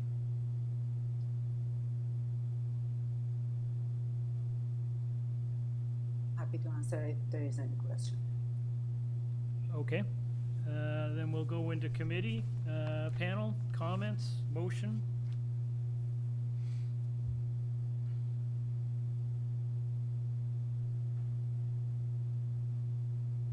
Peter? Sure, I'm happy to bring a motion. I think this is really similar to the newer development just beside it. I think the variances being requested are minor. There's been obvious care put into minimizing some of those variances. And I can see no real negative impacts on the neighbors. So I would move to approve the application subject to urban forestry condition 1 and 2. Great, thank you. Do we have a seconder? Don? All those in favor? Your application is approved, ma'am. Item number 33, 165 Willow Ave. The committee has a copy of the plan of survey, site plan, floor plans, and elevations, and that's pretty much all we have on this file. We do have people registered to speak on this one. Is the agent online? Yes, Mr. Chair. The agent is Ian Jarvis. Ian, you've been unmuted. You can go ahead. You just muted yourself, Ian. And now you've unmuted yourself. You muted yourself again. Ian, can you unmute yourself, please? Ian, yeah, you're good. There you go. Can you hear me now? Yes, we can. We can. If you can give us your name and address, that'd be great. Sure. My name is Ian Jarvis, 7711 Green Vista Gate, Niagara Falls. I'm here representing the owners of the property. Thank you. We do have some folks who want to speak to this item, so I'd ask you to provide us with a short presentation, please. Sure. We will be adding a third story to the back of the house. Currently, right now, with that third story, we're going to be adding a bedroom and a washroom upstairs. They are expanding their family, so they need an extra bedroom in the house. The first bylaw that we're requesting is, for number 2, I should say, is to add the height of the house to 10.1 meters, which is 0.1 meter over the allotted restriction. And we're hoping that the 3.9 inches, which is required for us to get a minimum height in the back of the house to allow proper access. The first item, which is the setback, we aren't, I know what the laws are saying, we are not changing the footprint of the front porch. All we're doing is adding a front mudroom, I guess you could call it, just to block wind and stuff coming into the house, so they can come in and take their boots off before they enter the house. That's where that setback is coming back, or we're encroaching. Okay? Yep. Okay. Thank you very much. Panel, any questions of the agent? Then we'll move to the first speaker. Mr. Chair, the first speaker is Courtney Martin. We tried emailing her, but I will also try calling her with the phone number that she's provided. Is the second speaker on the line? Same with the second speaker. We've tried emailing them, and they have not joined. So I can call after trying Courtney.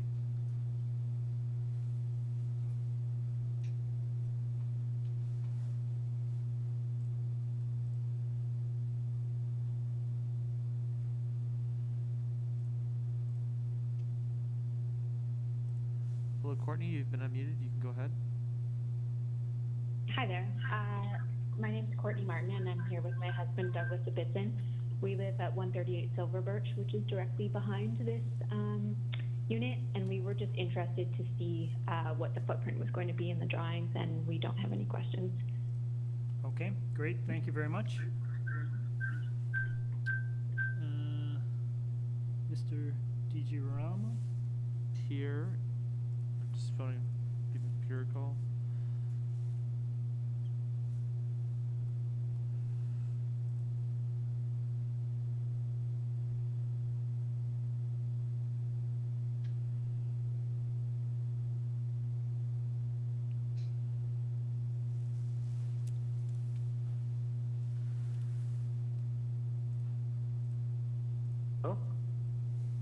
Hello? Hello.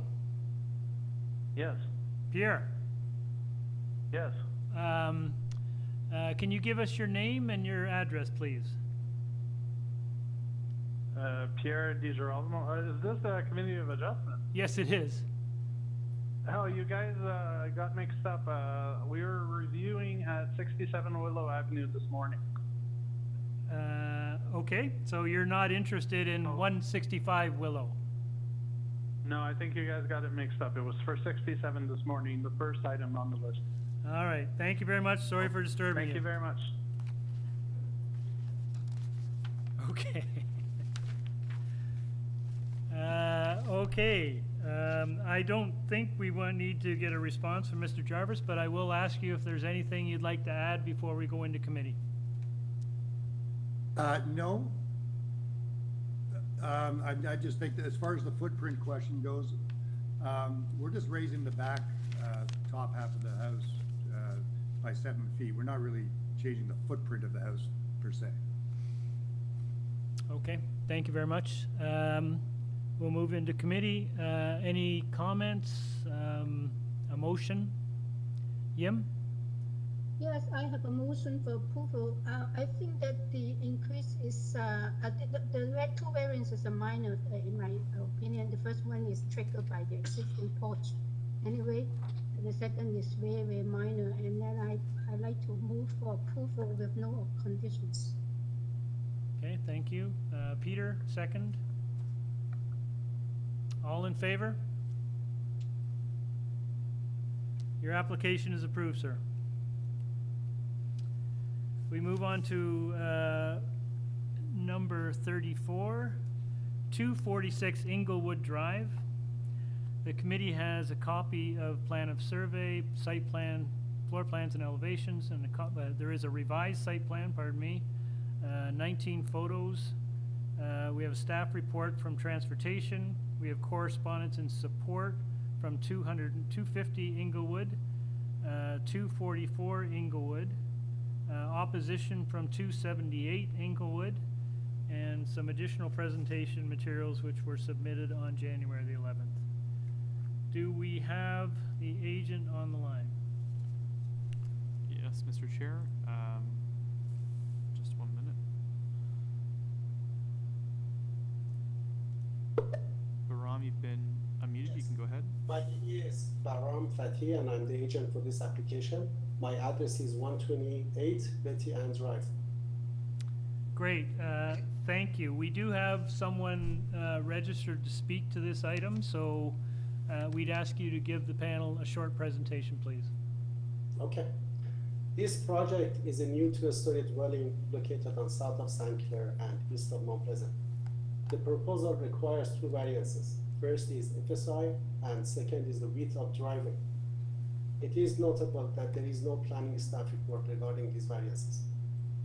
We had a few meetings with the owners of adjacent properties on east and west side of this project. We went through all proposal, and both adjacent properties fully support our application, and their support letters are also in the file.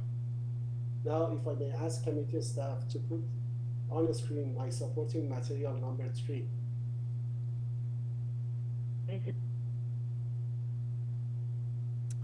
Okay. Pam, sorry, are you finished? No. I'm asking to put the material number 3. Oh, pardon me. My apologies. Oh, here, on the map. The first page of my material is a map showing 246 Ingle Drive with a red dot. As you see on this map, there are many properties in neighborhood very close to subject property on adjacent streets that got approval from this committee for FSI higher than what we are asking for. So our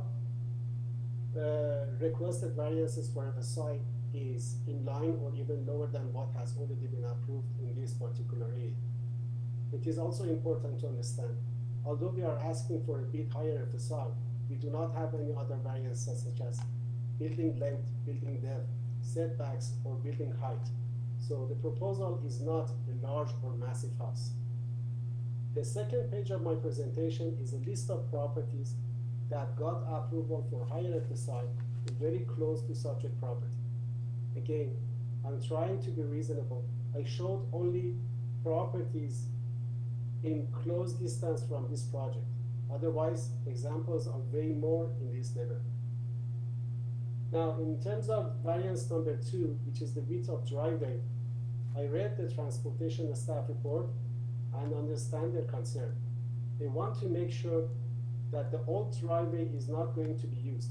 So I have submitted the revised site plan showing existing curb cut to be filled. We are not agreeable to their recommendation to reduce the driveway width to 3.6 meters, as there are a lot of properties in neighborhood that have wider driveway similar to what we are asking for. Now, if I may ask the committee staff to put on the screen my supporting material number 2. As you see, all these properties located on Inglewood Drive, very close to the subject project. All these houses have wide driveways similar to our proposal. Due to the size of this digital file, I was not able to attach more pictures, although there are many more on Inglewood Drive, such as 206, 226, 350, and etc.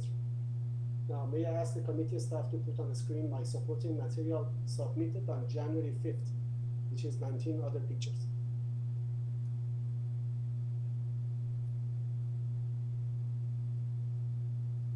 Yes. Now, as you see in this file, there are a lot of properties with wide driveway in other streets in the neighborhood. So what we are asking is very common in this area. It is notable to understand that our driveway is narrow at the curb, exactly with the same size as transportation recommends, but it widens in private property to create a pocket on this side of driveway for a single parking spot. The reason for this variance is to keep access to the garage clear. Otherwise, every time when you get out of the garage and another car is parked on the driveway, you should move that car first. It is not convenient.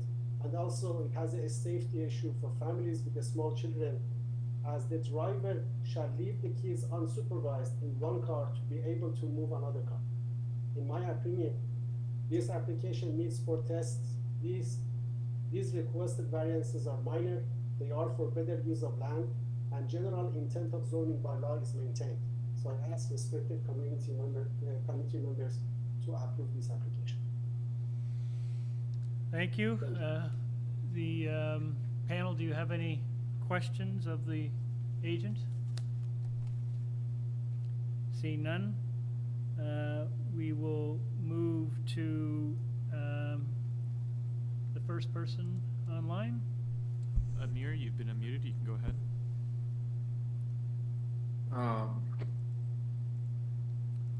Hello. Hello, I'm just supporting that application. Oh, I'm living in 285 Inglewood Drive. You're the owner?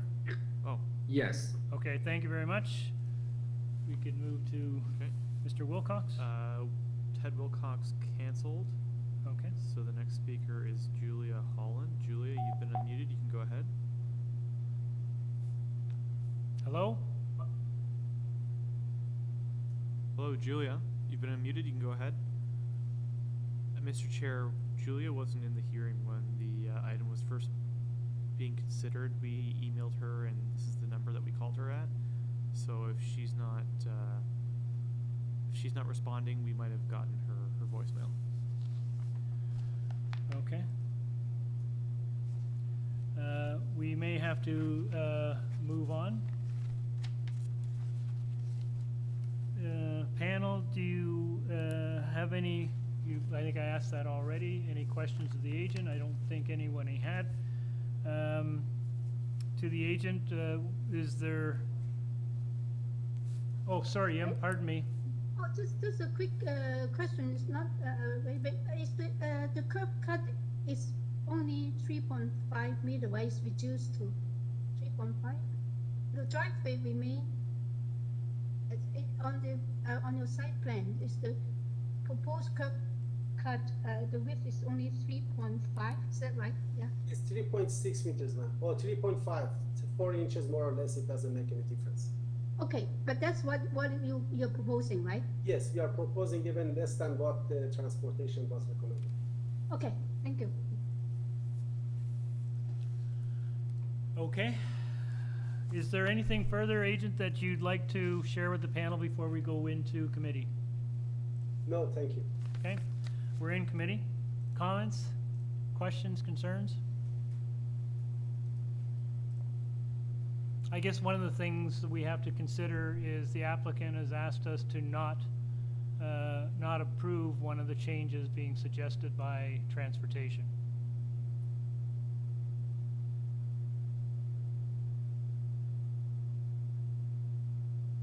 Peter? Sure. I mean, I actually support the transportation comment in terms of narrowing the driveway. I think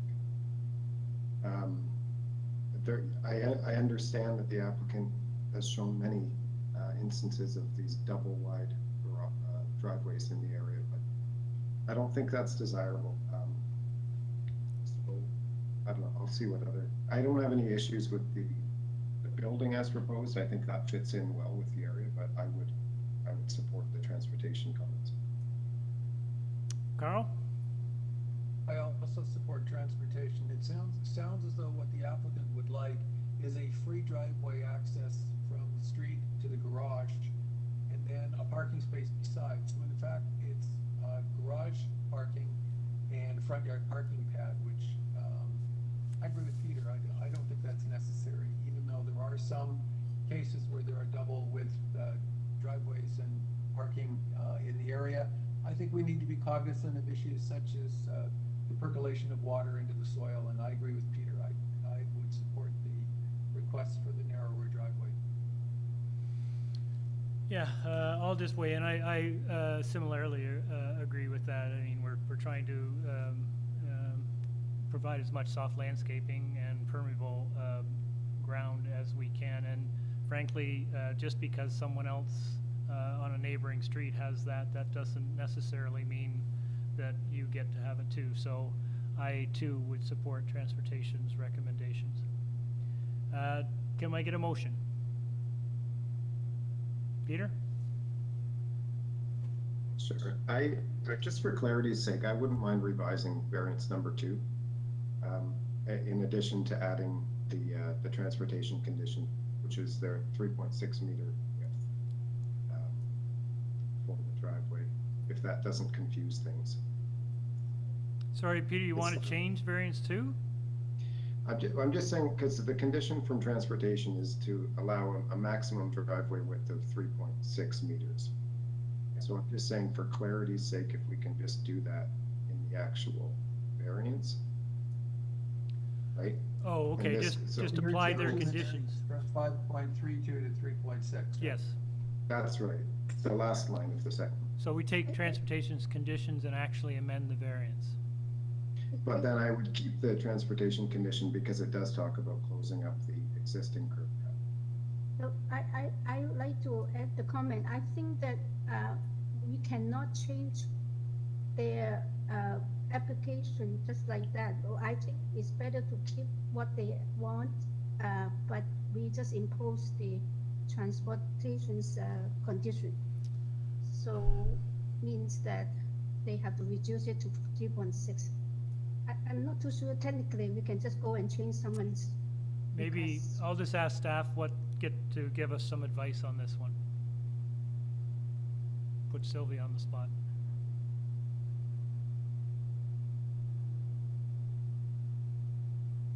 The other thing is, if we can ask the applicant, is he willing to revise his variance number 2 to 3.6?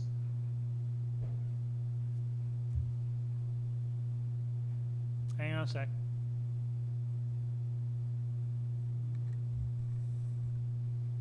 I mean, if you're going to change a variance, I mean, you could do it through the condition, which you basically have through the transportation condition. I believe, let me just read this.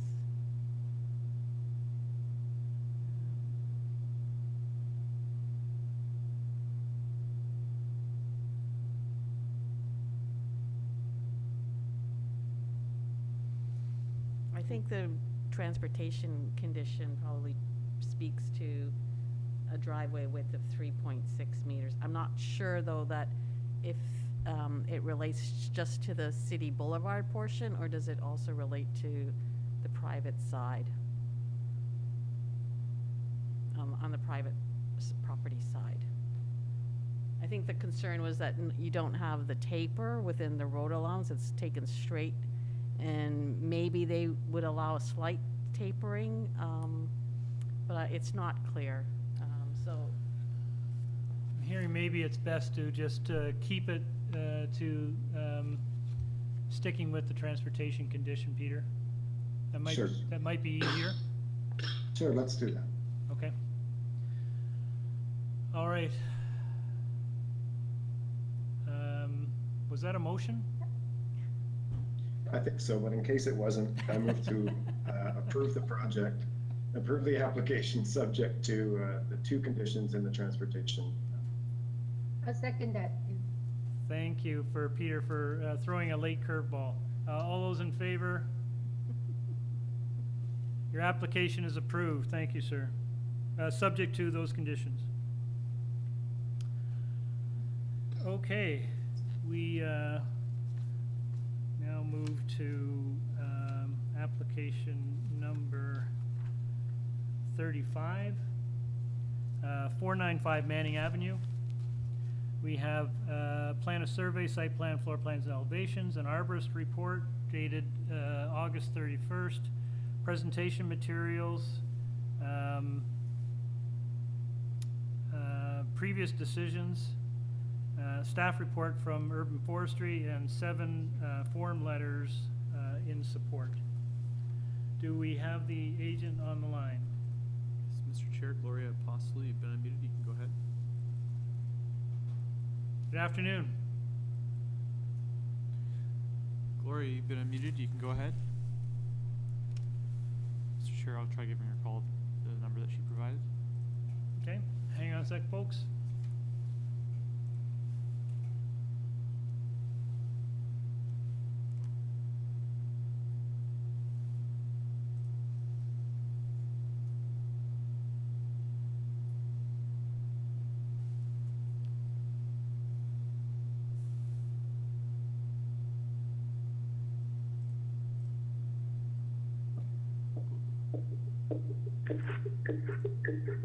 Gloria, you've been unmuted. You can go ahead. Gloria? Yes. One small can you mute? second. Yeah, can you mute your other device, please? We're just getting a lot of feedback. Yeah.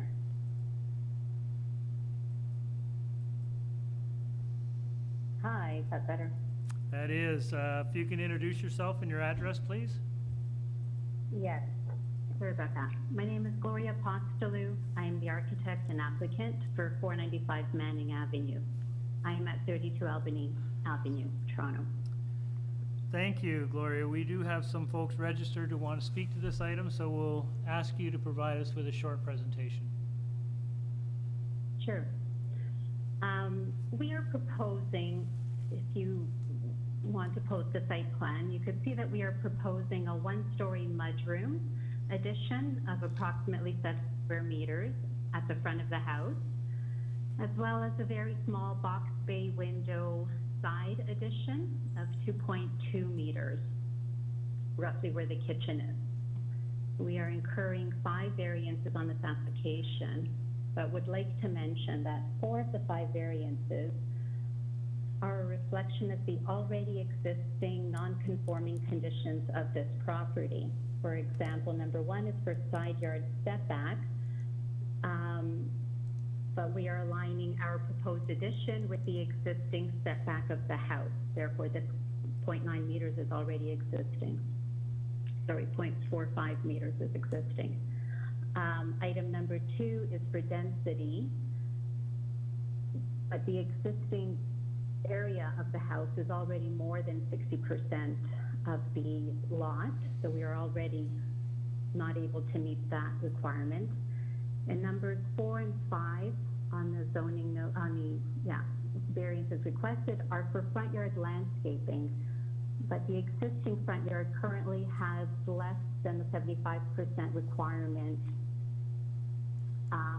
And our proposal is just increasing that by we are decreasing the 75 the proposed landscape by exactly a very small amount.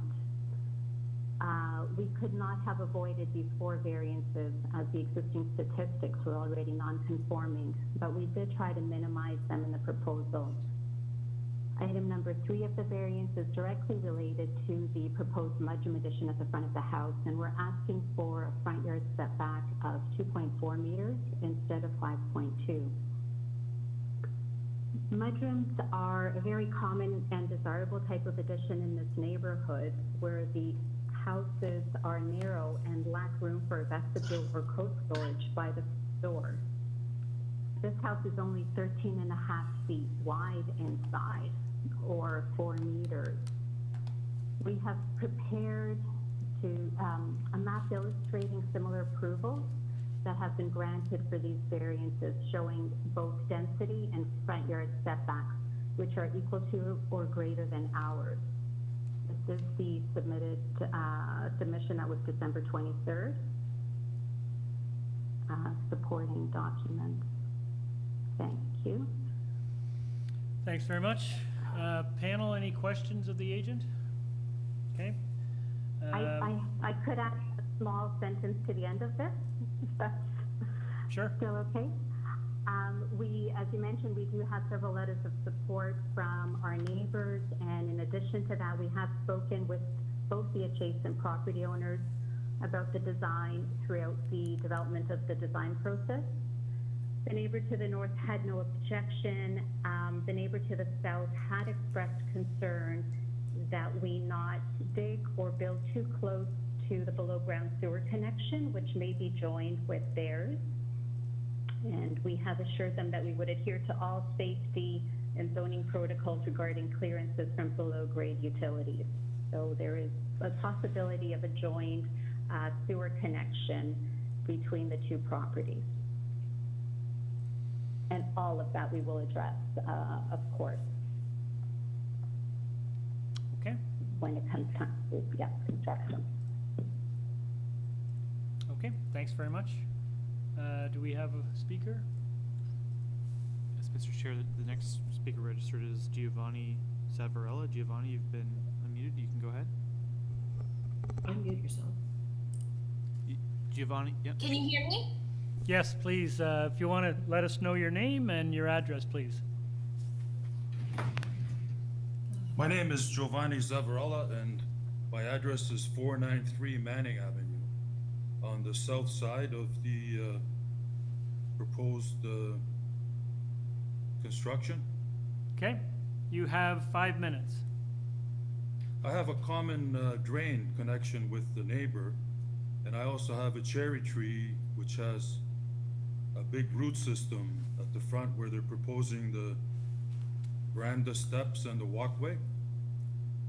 I understand that there's a rule with Toronto Utilities for sewer and water that you have to stay 18 inches away from the utilities above the surface for access. Well, my drain is over 100 years old. It's the old type breather system where you can't put a snake inside. You can only plunge it up and down.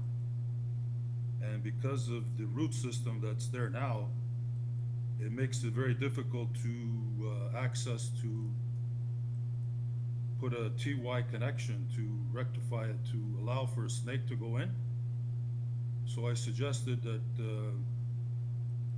we might have to do this before they put their walkway and their new stairs close to proximity where the excavation has to take place. Otherwise, when you excavate undermining, the root system will pull away their new construction that they built because of the roots are going across into their property. I understand they have to put a new pier or foundation for the new proposed concrete or covered porch that they're building. That's my only concern. Okay, thanks. Thank you very much. I think I heard the agent speak to that issue, so I'm just going to go back to her right now so that we don't lose that thread, and maybe you can, Ms. Apostolo, maybe you can speak to that. Absolutely, and we have spoken with this neighbor Giovanni. Hi, Giovanni. So hello. We have a contractor coming out tomorrow to see what we could see, because this is below grade and we are not sure what the locations are right now, but we will try to do what we can to identify the location. And all of the construction at the front will be with helical piles. Even the addition will be on helical piles. So they are even slimmer than concrete sonotubes. The arborist report was anticipating an overdig based on typical foundation walls, but we're not going to go that route. We'll be doing helical piles and really minimize any digging and interruptions below grade with this. And of course, we'll take every precaution we can. Okay, thank you very much. Is there anyone else speaking? Yes, Mr. Chair. Ivana Zavarella is from the same Same address? Same address as Giovanni. Hi, Ivana, are you there? Well, I don't see her here, so Oh. it might just be that maybe Giovanni spoke. Well, with her. she just had, hello? Yeah, hi. Hi, yeah, she has some pristine gardening that she's planted along the property line. So this new walkway is gonna be coming to close proximity. Does the salt and runoff from the walkway, the snow and all that stuff gonna come onto our property? Like, we're on the south side. The north wind is gonna blow everything on our side, or is there an ability to put a barrier or some kind of privacy? Because they have a walkway already by the survey. They have a right of way. They're building a new private walkway to the front. Thanks. I don't think that's necessarily, or it might be the side yard setback, so I'm just gonna ask the agent to speak to that as well. Yes, our addition is located on the north side of our property. And Mr. Giovanni's, that's right. And Mr. Giovanni's entrance is on the south side of his property. So we have our stairs located, of course, here, which is roughly where the existing porch is for the current house. That dotted area shows that that's an existing covered porch. The stairs used to come sideways, but now we are creating a walkway kind of directly towards the front door, as opposed to crawling along the, width of the property. I understand Mr. Giovanni's comment is about not affecting his garden, and I think that's completely reasonable, and we would not do anything to affect his gardening. The plants that exist to run off all of, I have spoken with him and how our addition is draining onto our property, not on his property. Our roof drains are fully on the north side of our property, so I'm not expecting any disruption to the neighbor's garden. Okay, thanks very much. That's it. Mr. Chair, there's one more speaker. It's Laura Zavarella, who we've emailed and trying to call right now. The only thing is, I'm not sure if the subject property is an apartment, but it appears that her address is the same as the subject property. Yes. So I'm not sure if she might be in favor of the application. It's the same Yeah, last. she was concerned. Sorry. She was concerned. Okay. Hello? Yep. Had a concern about the entrance of the stairs where they're coming right in front of our porch. Some kind of privacy issues if you sit at the front of the veranda. And my son has autism, and if they get the wrong address and a dog, they have 2 dogs, if there's any issues with that, because for years it's always been the walkway onto the other side. Now it's gonna come right in front of our veranda. Okay. Gloria, did you hear that? Yes, I did. And I feel that our stair location is very sensible. The house entrance, the house front door is the same as the existing house front door. And Mr. Zavarelli's entrance, like I said before, was on the complete opposite side of the adjacent property. I don't think there'll be confusion with delivery people coming to his property instead of our property, which is something that he has mentioned to me, and I really don't see that as an issue. And we will be landscaping and doing something really nice. The stairs, if they are not exactly in that location, I understand we will be looking for clearances of anything that might be below grade, and maybe they'll move in a few inches or anything that's required. But the stairs, the walkway that's maybe what he's referring to, cannot really be on the north side of the property. It just somehow needs to square on the south side of the property. And I have no issue if they were to move a foot over to, like, I'm not sure what the magic number is, but I think the houses, they still function the way they will function. They currently do. Two front doors are in exactly the same location. People will not be confusing them, yeah. We're no closer to his property than the existing condition. Well, jumping across the walkway. Okay, thanks very much. Is there anything further, Gloria, that you'd like to add before we go into committee?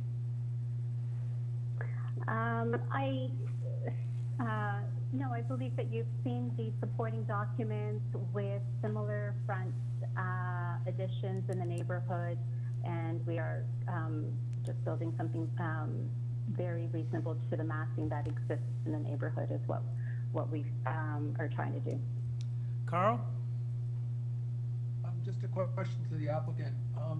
I don't have any difficulty with what you're proposing to do, but in your explanation, you indicated that your front entrance and the neighbor's front entrances are at the south end of the homes in both cases, but the survey tends to indicate that the front entrances are side by side. If I understood Mr. Giovanni, if I have his name correct, the question that either he or his wife raised was the desirability of putting some kind of a barrier between those two porches, which to me, if the survey is correct, that seems to be a reasonable thing to do. Is the survey incorrect? The survey is correct, but I believe that is showing the front, that they have a porch across the front of the house, but their door is on the south side. So the entrance to their house is on the south side of the property, which is not. So does their porch extend across the whole frontage of their home? I believe it does. Is that right? Okay, I still think his request is a reasonable one, and I look to you for a comment. I think some kind of a privacy screen between the two porches is a reasonable thing. In most semi-detached homes in East York, if there's a continuous porch, there is in fact a privacy screen between the two porches. Absolutely, and we are, on our site plan, we do have a privacy trellis shown there. There is currently a shoulder-high privacy screening between the two porches. It's a small note, right? But definitely, okay, I agree with that. That if there is a barrier currently there, and we would be maintaining it or building something nicer there as a privacy between the two porches. Yeah, they will not be connected. A wording for that? I mean, if we were to say to install a privacy screen between your porch and the porch to the south of what height? You said it's shoulder height. What height have you got it as? I don't see it on the drawing. It's not on the drawing. That's the rear of the house. That's an existing rear walk down from the main house. At the front, it's not captured because we don't have that close-up elevation, but definitely happy to say that it'll be shoulder height if that's 5 feet and the extent of the porch. Okay, thank you. I think you'd have to be specific in terms of height, Carl, because my shoulder and Liam's shoulders are very different. The normal height is 1.5 meters, which I would think isn't inappropriate here. It's always Yim's height. 1.5 meters is perfect. That is. Okay, thank you. Yeah, thank you, guys. Okay, we'll go into committee. Any further comments on this application, or can I get a motion? Yim? Yes, by adding the privacy screen, I think it's a great idea. Other than that, I think the proposal is quite reasonable, and most of the variances are triggered by the existing condition.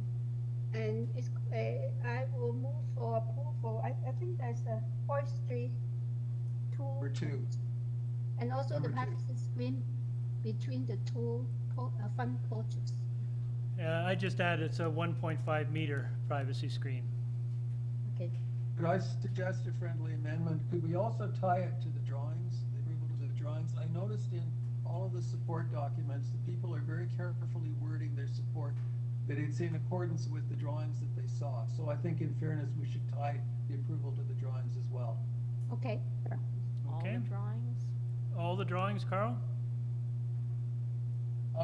That's the way it's referenced in all support letters, so I would think so, yes. Okay.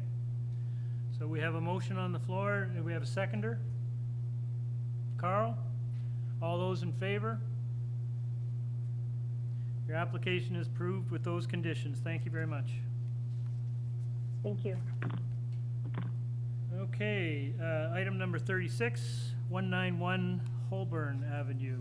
We have copy of a survey, plan of survey, site plan, floor plans and elevations, presentation materials. We have a staff report from forestry with conditions.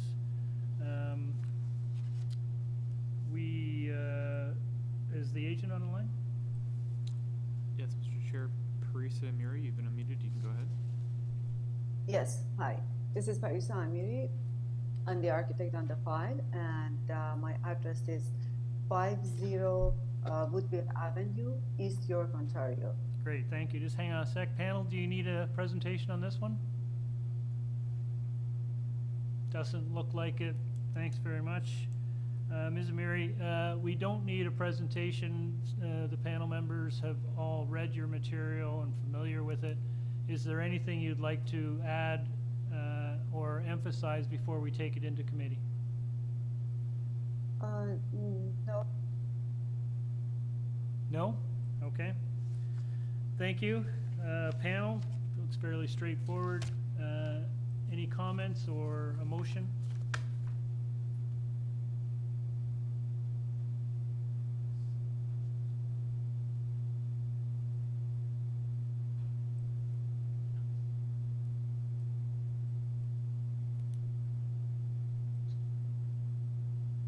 Okay, I'm going to sorry, I'm waiting. Peter, go ahead.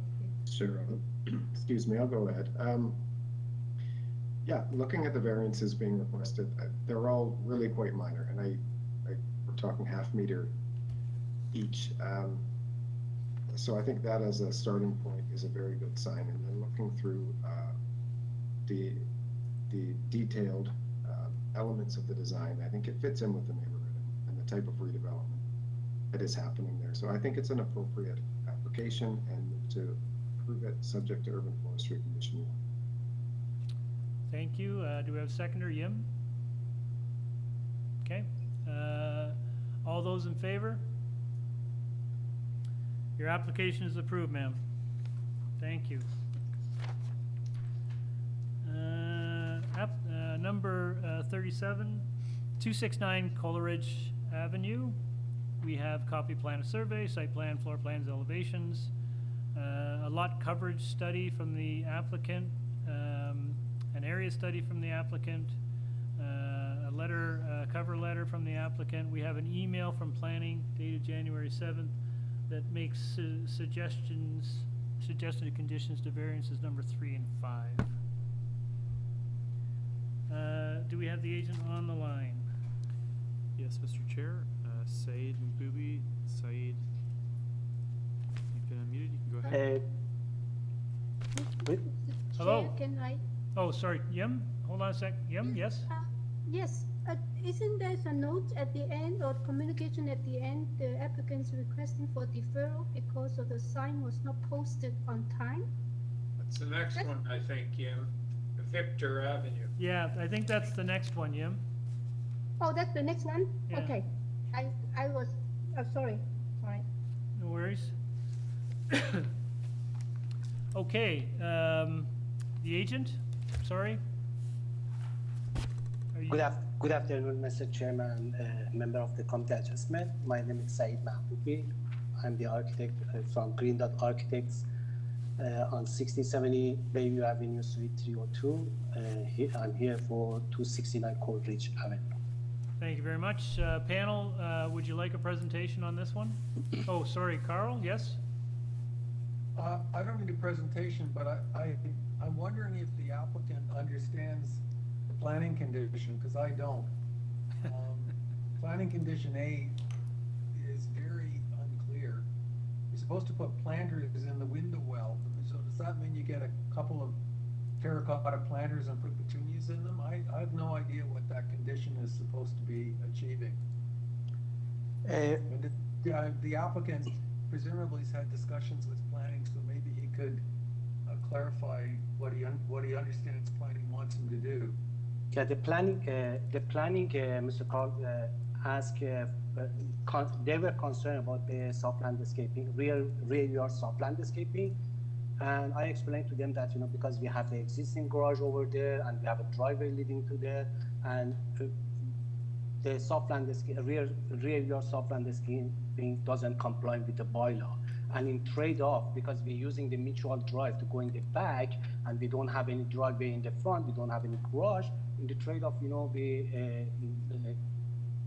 put, the planter, in the window well to have a soft landscaping as well as the light for the basement.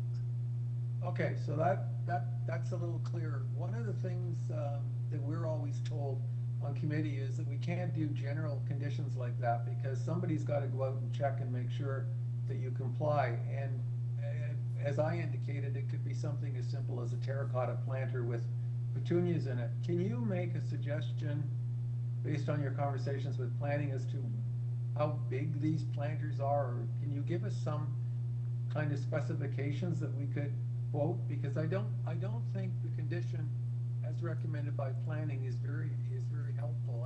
I don't know how anyone would make sure that it was met. The window well size is 4.8 meter by 1.5 meter, and at the beginning we have on the zoning examiner we have a front yard landscape as well, because they thought that the planter, bottom of the planter is a concrete, but we explained to them that it's not a concrete and we can use it as a soft landscaping. And by putting the some plant like a petunia or some planter that can grow in the window well, they comply with the soft landscaping in the front. If you take a look of the sheet A2 on the soft landscaping statistic, the requirement soft landscaping, if you can show on the drawing, sheet A2 on the statistic. Yes, the soft landscaping in statistic, the required soft landscaping is 9.2 meter. But because as I mentioned before, we don't have any driveway, we don't have any art landscaping except some walkway and some 2-3 step. The proposed soft landscaping is 13.89 square meter, is way above the required. And I explained to the planning that that design is a trade-off with the rear yard soft landscaping variances.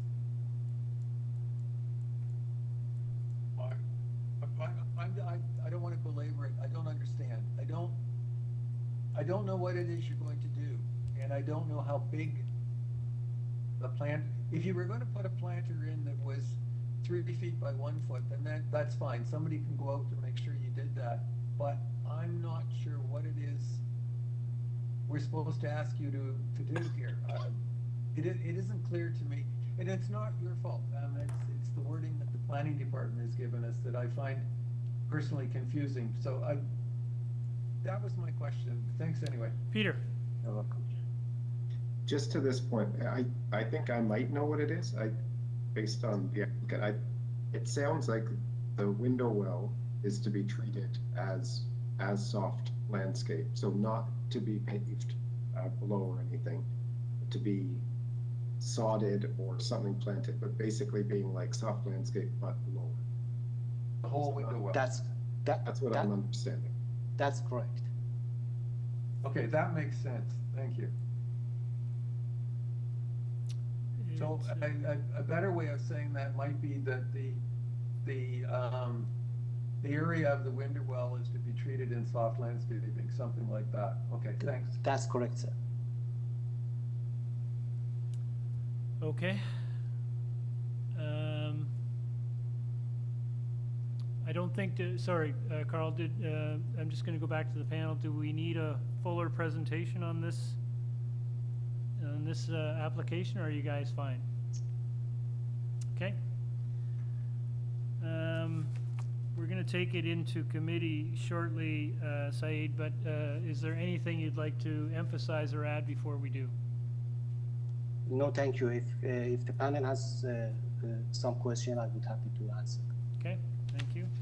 All right, we're in committee. Excuse me, comments? Motion?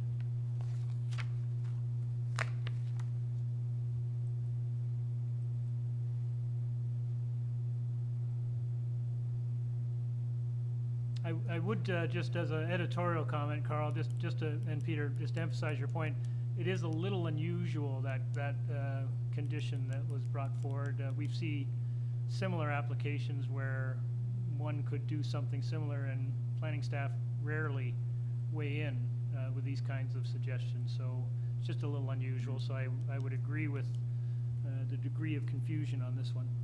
But notwithstanding, sounds like it's been clarified.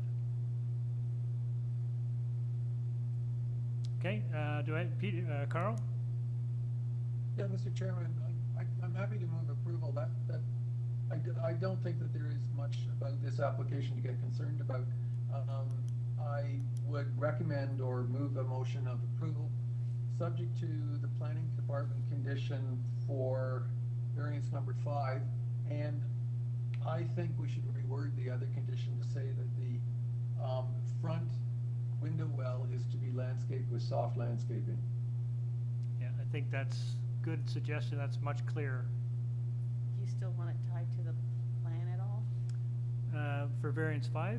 For variance number 3, if you just tweak the planning comment, that variance 3 related to rear yard soft landscaping shall be approved, provided that the front yard landscaping illustrated on drawing A4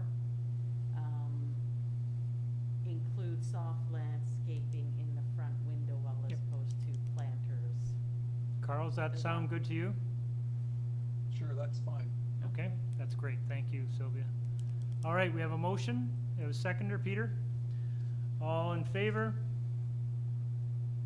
Great. Your application with those conditions is approved. Thank you very much. We move on to 38, number 38, 10 Victor.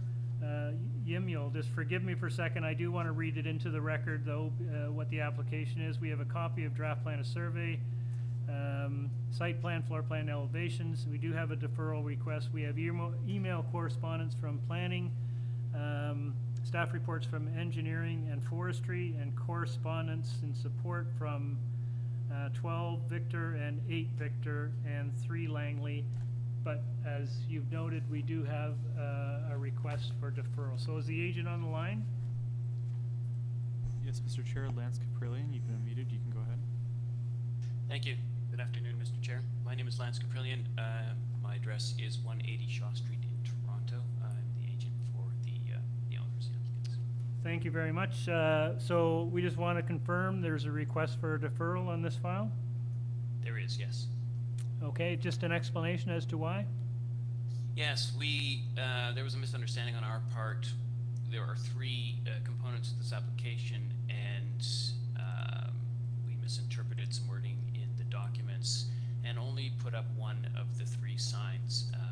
The other 2 signs were not put up in time. So we didn't, I guess we didn't inform the public in the proper manner in time.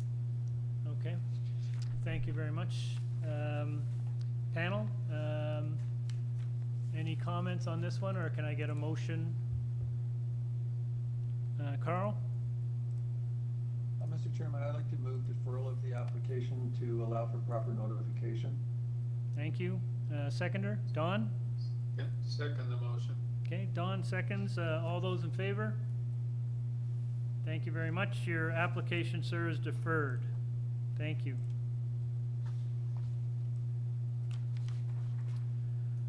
All right.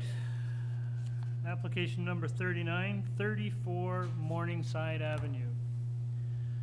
The committee has before it a copy of draft plan of survey, a copy of plan of survey, site plan, floor plans, and elevations. We have staff reports from engineering and forestry. We have opposition in correspondence from 51, 22, 36, 1, Beresford, or sorry, excuse me, 51 Morningside, 22 Morningside, 36 Morningside, 1 Beresford, 16 Rennie Tennis, 32 Morningside Ave, 43 Morningside Ave, 5 Drury, 4 Drury, 38 Morningside, 18 Rennie Terrace, 4 Drury, and the Swansea Area Ratepayers Association as well. So, do we have the agent on the line? Yes, Mr. Chair. Daniel Venturuzzo, just 1 minute. Hello, Mr. Venturuzzo. Daniel, you Good afternoon, Chair and members of the committee. My name is Daniel Venturuzzo, Veris Design Inc. at 96 Skyway Avenue. I'm the applicant for the consent and minor variance application at 34 Morningside Avenue. Great, thank you very much. We have a number of speakers registered to speak to this item, so we'll need a presentation, please. Yep. What we are proposing is to sever the property to create 2 lots with the intent of building a semi-detached dwelling with a basement apartment on each lot. We believe that the development fits the character of the neighborhood, which is under transformation with several new forms of housing stock being built over the last several years. Planning staff have no objections to the minor variances requested within these applications. We feel that the minor variance applications satisfy the 4 tests of the Planning Act and would request that our applications be approved. I am aware that there are letters of rejection and that there are neighbors present today who wish to speak to this application. I would like the opportunity to address all the comments once the public submissions have been made, and I'll be happy to address any comments the committee may have at this time. Thank you very much, panel. We do have a number of speakers, but is there anything burning you need to ask the agent first? Carl? Yes, we normally have some kind of a lot analysis to indicate how the proposed lots are in keeping with the general character of lots in the area. I don't see that as part of this presentation, so somewhere in the applicant's presentation, could he give us a lot analysis of how these lots compare to lots in the area? Doesn't have to do it now, but at some point. I think Yeah, maybe I could do it now. Why don't we do it now, just because I think he's going to be busy responding to all the comments that are coming in. Yeah. So we initially conducted a review and found that there are several lots just on Morningside with lot frontages in areas similar to or less than what we are requesting. An example of these are the 2 neighboring lots directly to the west of my client's property at 36 and 38 Morningside, which have lot frontages of 5.58 meters with a lot area of approximately 152.95 square meters. The other lots on Morningside are also at 42 and 42 and a half Morningside, which have lot widths of 3.9 meters wide and 5.47 meters wide. 44A and 44B Morningside, which have lots at 6.6 meters wide, which is below the 7.5 meter requirement. 22 and 22A Morningside, which have lot widths of 6.9 meters, which again is below the requirement. And 43 and 45 Morningside, which have lot widths of 6 meters. It is for this reason we believe the proposal to create 2 lots with a frontage of 5.77 meters and a lot area of 157.8 is in keeping with the neighborhood. Thank you very much. Okay, thank you. We'll move to the first speaker on the line. I think it's the Swansea Area Ratepayers Association. Yes, Mr. Chair. The first speaker we have is Veronica Wynn. Veronica, you've been unmuted. You can go ahead. Okay, first of all, before you start the clock, could you put up the plan for 34A, not B, but 34A? While we're doing that, And then- Veronica, could you just state your full name and who you're representing? Okay, all right, I'm just going to start right now. Okay, my name is Veronica Wynn, and I am the current president of the Swansea Area Ratepayers Association and Group. This association is an incorporated non-for-profit community advocacy association, which has an interest in good planning and development on behalf of the Swansea community. 34 Morningside is located in an RU2 zone, which is more specifically described as residential, frontage L7.5, a duplex, density FSI 0.6, with site-specific provisions number 798. U2 indicates that only duplexes are permitted in this zoning area. The 798 site-specific provision allows for semi-detached duplexes with the requirement that the side yard setbacks be a minimum of 3 meters.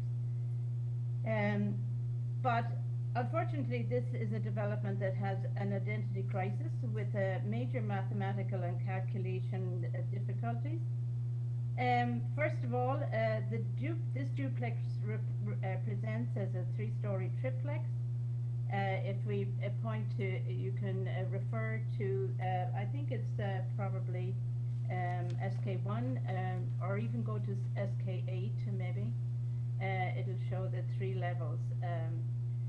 Anyway, this building has 3 stories, presents as a potential triplex, and calculates its zoning as 3-story semi-detached build. All one has to do is add a kitchen to the unit on the 3rd floor to make this a reality. Remember that 3 meters side yard setback requirement for duplexes. It is as, but when you look at the side yard setbacks, it's as small as 1.24 meters next to number 32 and 0.43 meters next to number 36. Dennis and Marilyn of number 32 will be speaking to the impacts of this proximity on their quality of life. Nick Singh of the Ratepayers Executive will go into greater detail outlining the other discrepancies which do not pass the tests of supporting the intention or reality of the zoning and policies of the bylaw and official plan. In number 2, the basement is in reality is the 1st floor. Basement means any part of the building where the elevation of the midpoint, the basement of a floor is the greater part of the basement has to be below the established grade. This supposed basement stands as a full floor on the established grade and is therefore the 1st floor.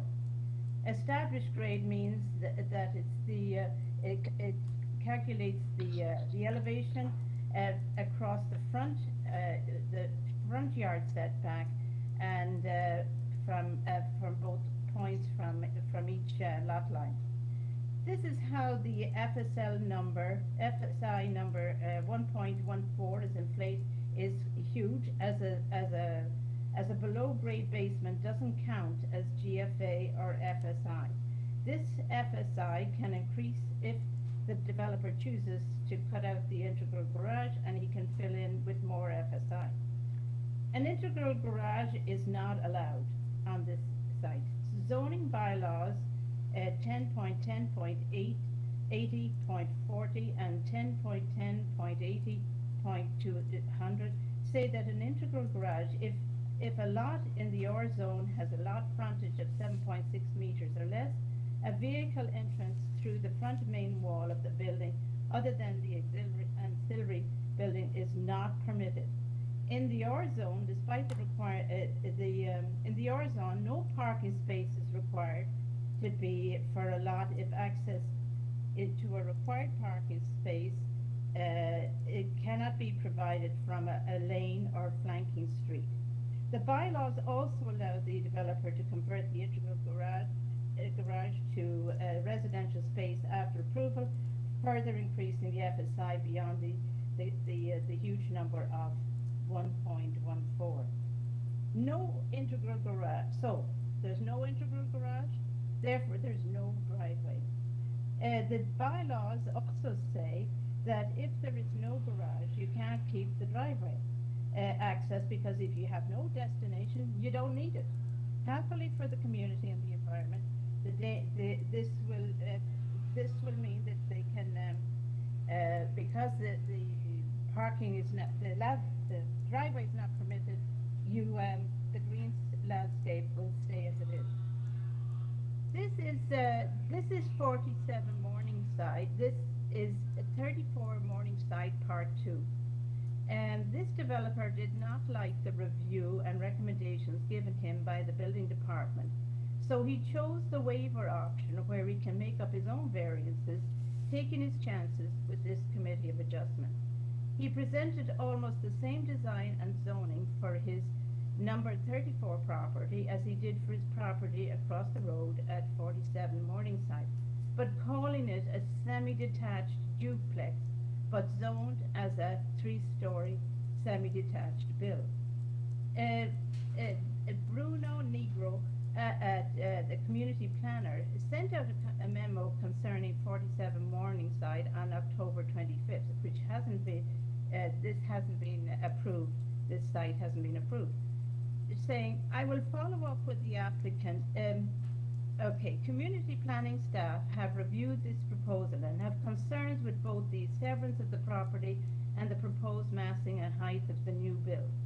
I will follow up with the applicant, letting him know that should the application proceed. Veronica, I'm sorry for interrupting you, but I've let you go over quite considerably. I'm gonna have to ask you to please wrap it up. Can I just finish out the sentence? That we especially request that you also reject this application as it does not rise to the standards of the 4 test in not meeting the intention or direction of the zoning bylaws or the official plan. Amen. Thank you. Panel, any questions? Seeing none, we'll move to the next speaker. Is it David Sitt? Yes, Mr. Chair. Just 1 minute. David, you've been unmuted. You can go ahead. Hi there. Before I start, I'd shared 3 photos. If we could prepare those, that'd be great. David, if you could just state your full name and your address, please. Sure. My name is Dave Sitt, and along with my wife and 2 school-aged children, we've lived at 36 Morningside Avenue for a little bit over 10 years. Thank you. Okay, you have 5 minutes. Perfect. So thank you so much for the opportunity to be able to speak today on our letter of objection. I'm speaking today not only in personal impact, but also in the interest and support of my neighbors in the community. I believe, along with 11 others who have written in, that the proposed development, along with its variances, is a project that will have negative impact to me personally and the community. And the reasons I'll touch upon today are related to privacy, right to light, community safety, preservation of neighborhood contexts, protection of green space, and protection of infrastructure. I will start by highlighting variances. I do not believe they're minor. In my letter, I outlined of the 9 variances, 5 of them we feel are way out of sync of the zoning bylaws. Specifically, I would like to highlight and speak to 1 variance related to floor space index, which what is proposed is almost twice of what is allowable, and do not believe that is reasonable. The land under consideration for severance is far too small for this 2 multi-unit dwellings that I understand it has the potential to present as a triplex. And I know that, you know, there's probably cases in the city where large floor space indexes are approved. I don't think that should be a case in a property where drainage is so important. It is on a hill, and I've already seen firsthand the impact that that's had on my neighbors. I personally had to help them deal with floods in their home. Next, I'd like to talk about neighborhood context and safety. So Swansea is a family-oriented neighborhood. Prevailing structure that enhances and respects the neighborhood is preferred to this proposed potentially presenting triplex. The 3 full stories is excessive in height. The basement walkouts, as we heard in the presentation, are going to be used as rental properties, along with possibly the 2 other stories, which is going to increase noise and traffic in an already crowded street that's a bus route. We're concerned for safety purposes because the home is being positioned much closer to the much closer to the road than other properties. It's an area where there's lots of young children and pedestrians right across from a park. There's a school, bus stop, and also a TTC stop. Also with the issue of the limited space that's in the proposed parking pads, we're concerned also that the potential for vehicles encroaching on the property that's going to cause safety for pedestrians and children. Next, I just wanted to talk about personal impact, and that's related to right to light, right to privacy, and our obstructed view. Proposed in that bank of the proposed structures and have a direct impact to the beautiful view that we have of Rennie Park. So that's the trees, the greenscape. That's not only from our main floor, but also on the second floor. The proposed front yard setback, which is more than the allowable, will virtually eliminate our view of the park. And on the second floor with the proposed overhang, it's going to be even worse. It's also going to create more shadowing and impact our right to light. And for the back, we also shared some pictures there about our current view. The longer depth is going to impact some of our sight lines, impact our privacy, and is also going to create some shadowing. Looking out of our window, that will be obstructed in terms of view, and enjoying our backyard will also be impacted by privacy. So I just essentially wanted to, close, thank everyone for the opportunity to present on our concerns. I want to be on record that we're not necessarily opposed to new build, but it should be within the rules. There's a reason why we have bylaws, and it's to protect those themes and concerns I've raised today. Thank you. Great, thanks very much. Panel, any questions of the speaker?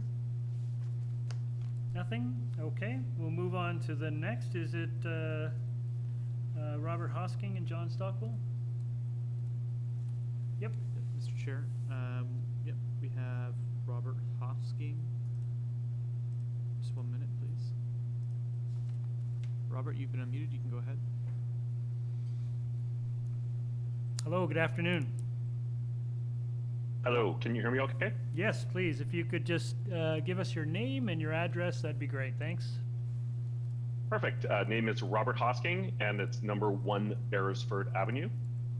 Okay, thank you. And I did have one attachment just before I start that was an MPAC assessment 2016 summary that I sent with the letter just to show some supporting documentation on lot size within the neighborhood.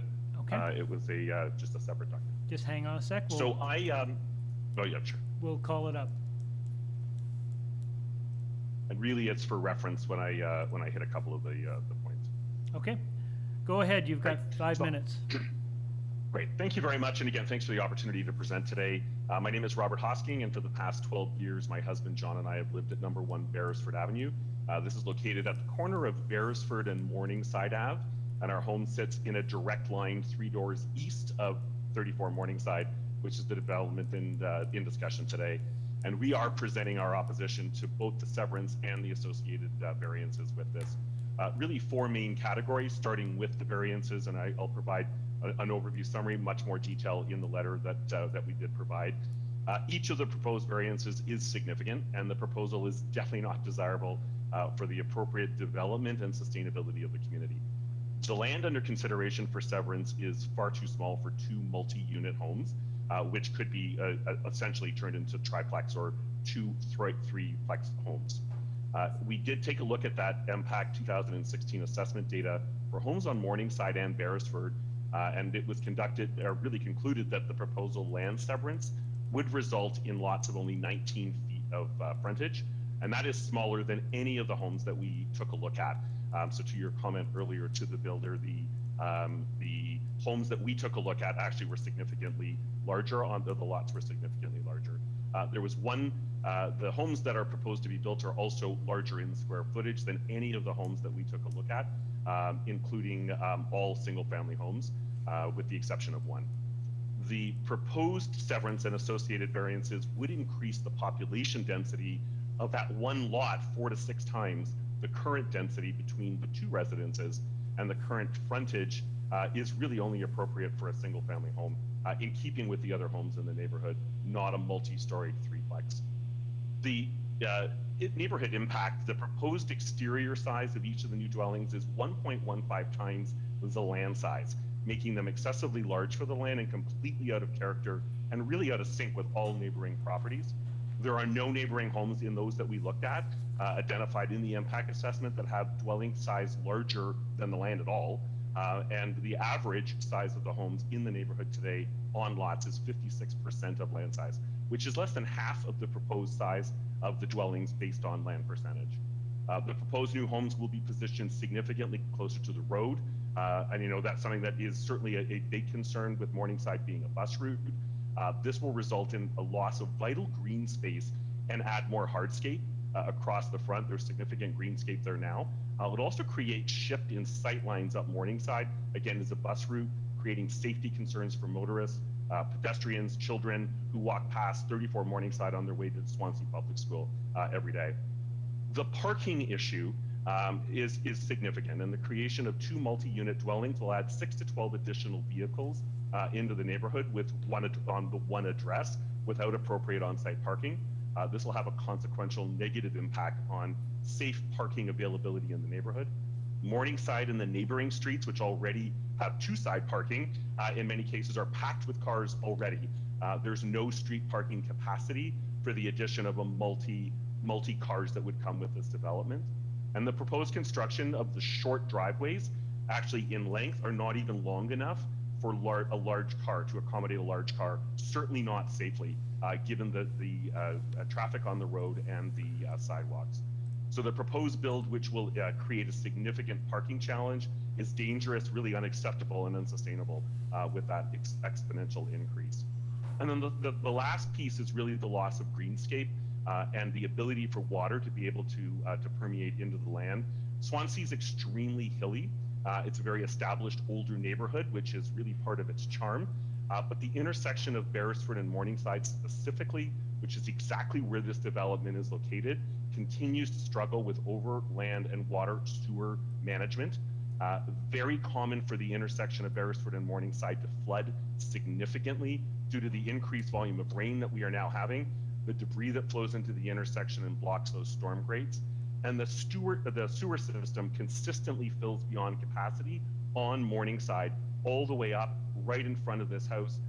3 times in the last year, the manhole covers lifted and water flooded to the depth of 3 feet in the intersection alone because the infrastructure can't sustain it. The build of the plan to take a single family home with appropriate green space and replace it with an oversized development will eliminate most of the existing water absorbing green space and turn it into hardscape. This has consequential negative impact on our ability to live comfortably in this neighborhood, as it will only serve to exacerbate a really critical infrastructure problem that continues to get worse. So in conclusion, I would say a couple of things. The first is that the severance of 34 Morningside to allow for 2 oversized multi-unit homes on undersized lots should not be considered or approved for the reasons stated above. The infrastructure in this area is extremely outdated and incapable of meeting the demands. The development has a significant negative environmental impact. Robert, I know you're wrapping up. I wonder if you could just finish off, please. Sure, absolutely. I would just say that approval of this severance and associated variance sets a really seriously dangerous precedent for future development in this neighborhood, and one that really can't be undone. Thank you. I thank you very much for the opportunity to voice our concerns and to present today. Thank you very much. Panel, any questions of this speaker? Nope. We'll move to the next speaker, Dennis and Marilyn Raymond. Dennis, you've been unmuted. You can go ahead. Hello, good afternoon. Hello, can you hear me? Yes, if you could give us your name and your address, please, that'd be great. Yes, and could you please load our photos so they're ready? Yep, we'll do that. Okay, thank you. Our names are Dennis and Marilyn Raymond. For the past 11 years, we have lived at 32 Morningside Avenue. Our home is immediately adjacent on the east side of 34 Morningside. We object to this plan of 34 Morningside Avenue, both parts 1 and part 2. We, as next door neighbors, are severely impacted. The 19 requested variances between between both buildings are not acceptable.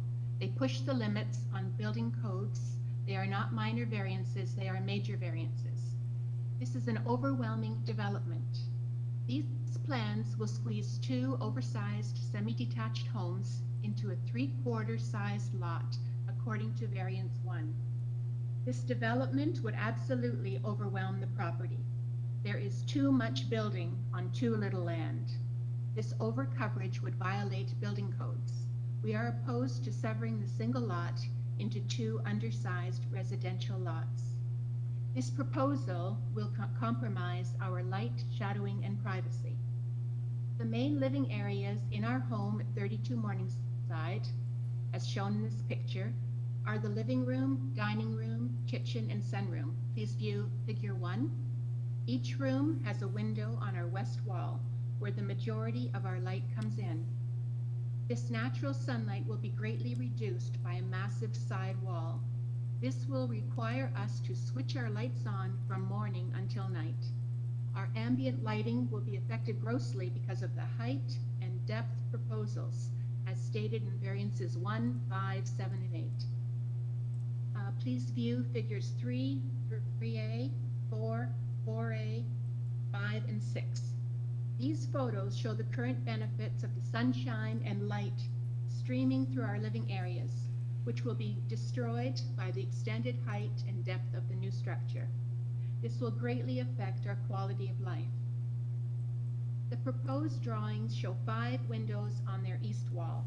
These would be very close to our windows and will align with our dining room and kitchen windows. They would look down onto our living area and compromise our privacy. In addition, figure 2, please view figure 2,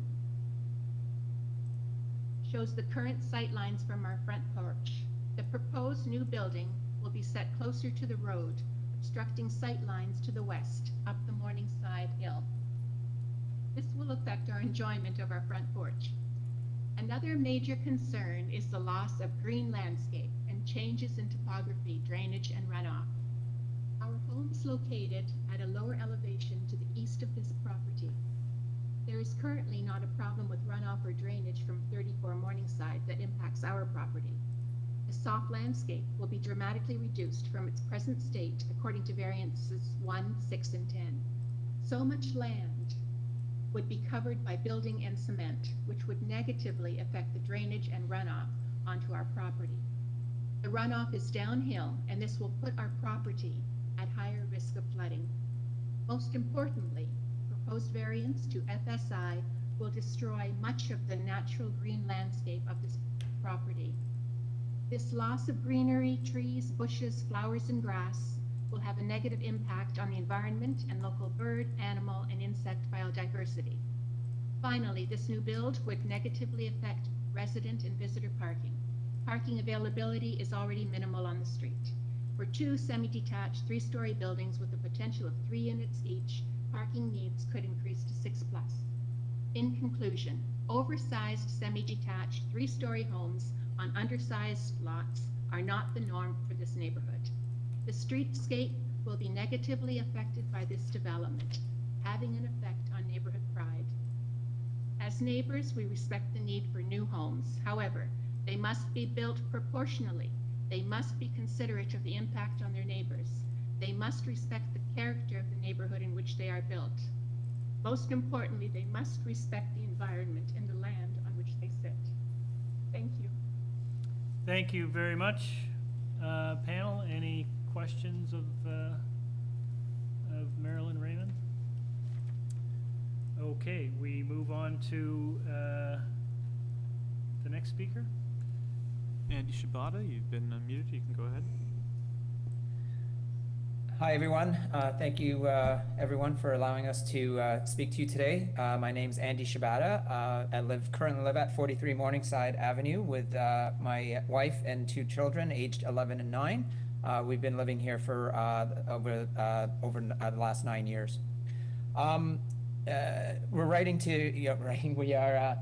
We're here today to express our objection to the application as been described previously. I'm going to speak to you today mainly about neighborhood context and safety issues and parking congestion. The proposed request for land severance and associated variances are by no means insignificant. And as you've heard from my neighbors, they're not prevailing with the redevelopment in the neighborhood in terms of the prevailing style and structures. Semi-detached multi-unit dwellings aren't the norm for the area, and the variances being proposed are not in nature and not reflective of the neighborhood. You've heard about the parking issues that this new structure and two new structures could present to the area, upwards of 6, 8, 12 vehicles to an already congested, potentially congested area. And there's blatantly insufficient parking based on the plans provided on site. This is going to cause further congestion to already scarce parking in the area. It's a bus route, causing sightline issues for folks in the area. There's a lot of kids that are walking to and from the park and the schools in the area. And we've also seen damaged cars and parked cars in the narrow streets. This could cause further issues in the area. So ultimately, the consequences of this proposed development are going to have a knock-on effect that are going to be felt throughout the neighborhood. The severance of 34 Morningside to allow for these two multi-unit homes shouldn't be approved as presented. It's going to have a negative impact on the livability and character of the neighborhood. And ultimately, from an environmental perspective, as well as a safety issue, the footprint that this development is proposing reaches far beyond the simple boundaries of the property line. It does have a knock-on effect far-reaching beyond the property itself. So, in conclusions, thank you so much for listening to our concerns in this matter, and hope to get to a conclusion shortly here. Thank you so much. Great, thank you very much, panel. Any questions? Hearing none, we'll move on to the next speaker. Mr. Chair, the next speaker is Angela Chan. Angela, you've been unmuted. You can go ahead. Good afternoon. Angela, you've been unmuted. You can go ahead. Mr. Chair, we'll try the phone number that she provided to us. Okay. Folks, we're just going to try and contact the next speaker. Hang on a sec. Hi there, can you hear me? Oh, Angela? Yes. Okay. Sorry about that. Great. Hello. If you could just give us your name and address, please. Yes, absolutely. My name is Angela Chan. I live at 38 Morningside, which is 2 houses west of the property in discussion. My neighbors have already shared some very valid points, and my husband and I, we agree with them entirely.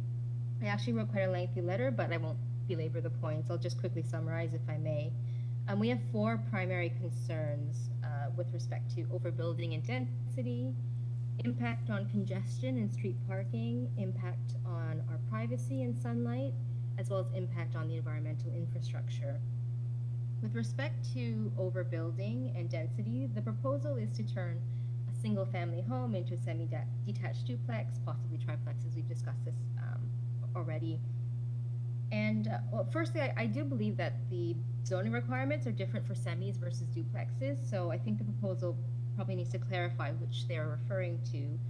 But in any case, the FSI proposed is 1.14, which is nearly double what's allowed by the bylaws. And the variances are also requested for rear setback, building depth, frontage, and height, as well as driveway width.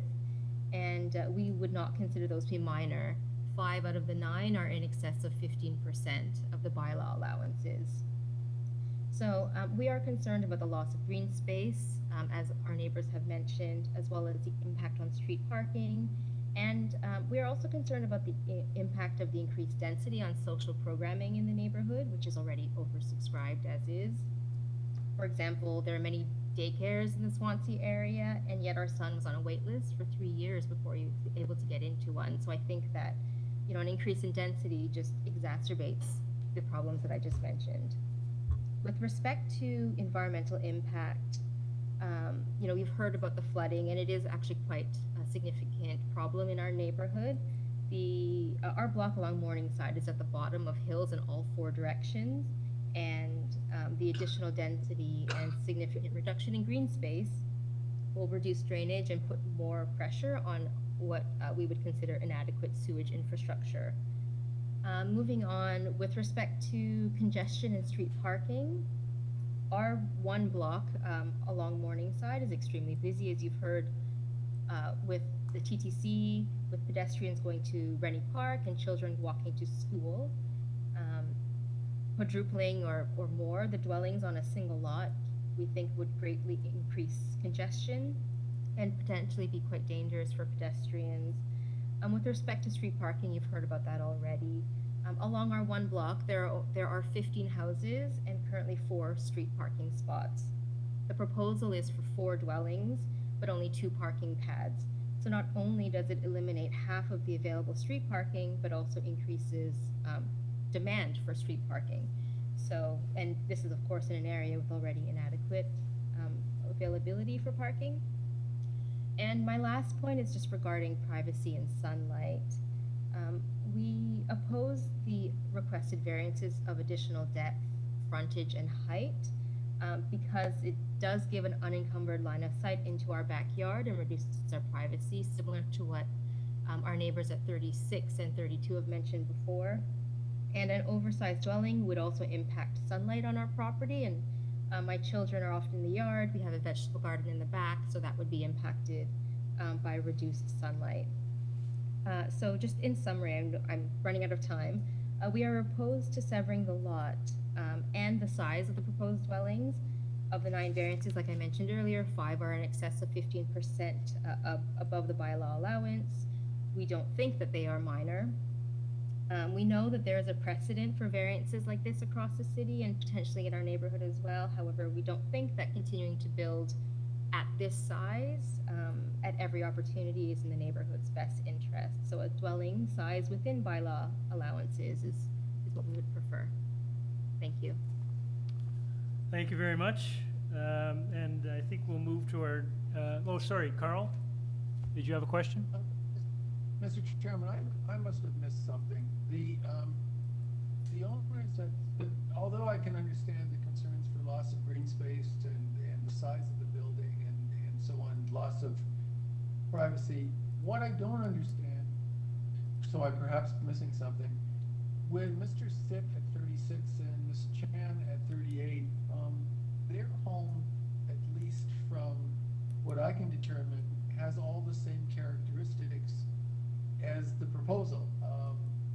They're semi-detached homes, but surely in building them there was a substantial loss of green space because there's 2 integral garages and the whole front yard is taken up with driveways pretty well. They're basically 3-story or more high, which is what the applicant is suggesting.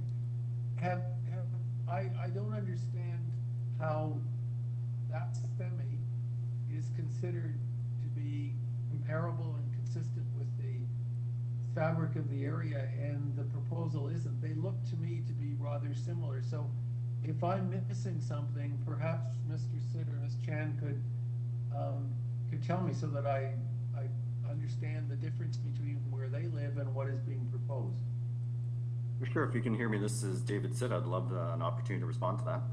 Please. Okay, good. Please do. Thank you. Thank you so much for the question. So that was the point that I was making around, just because it's been, approved in other areas, is it still desirable? And I've seen personally the impact that it's had to my neighbors.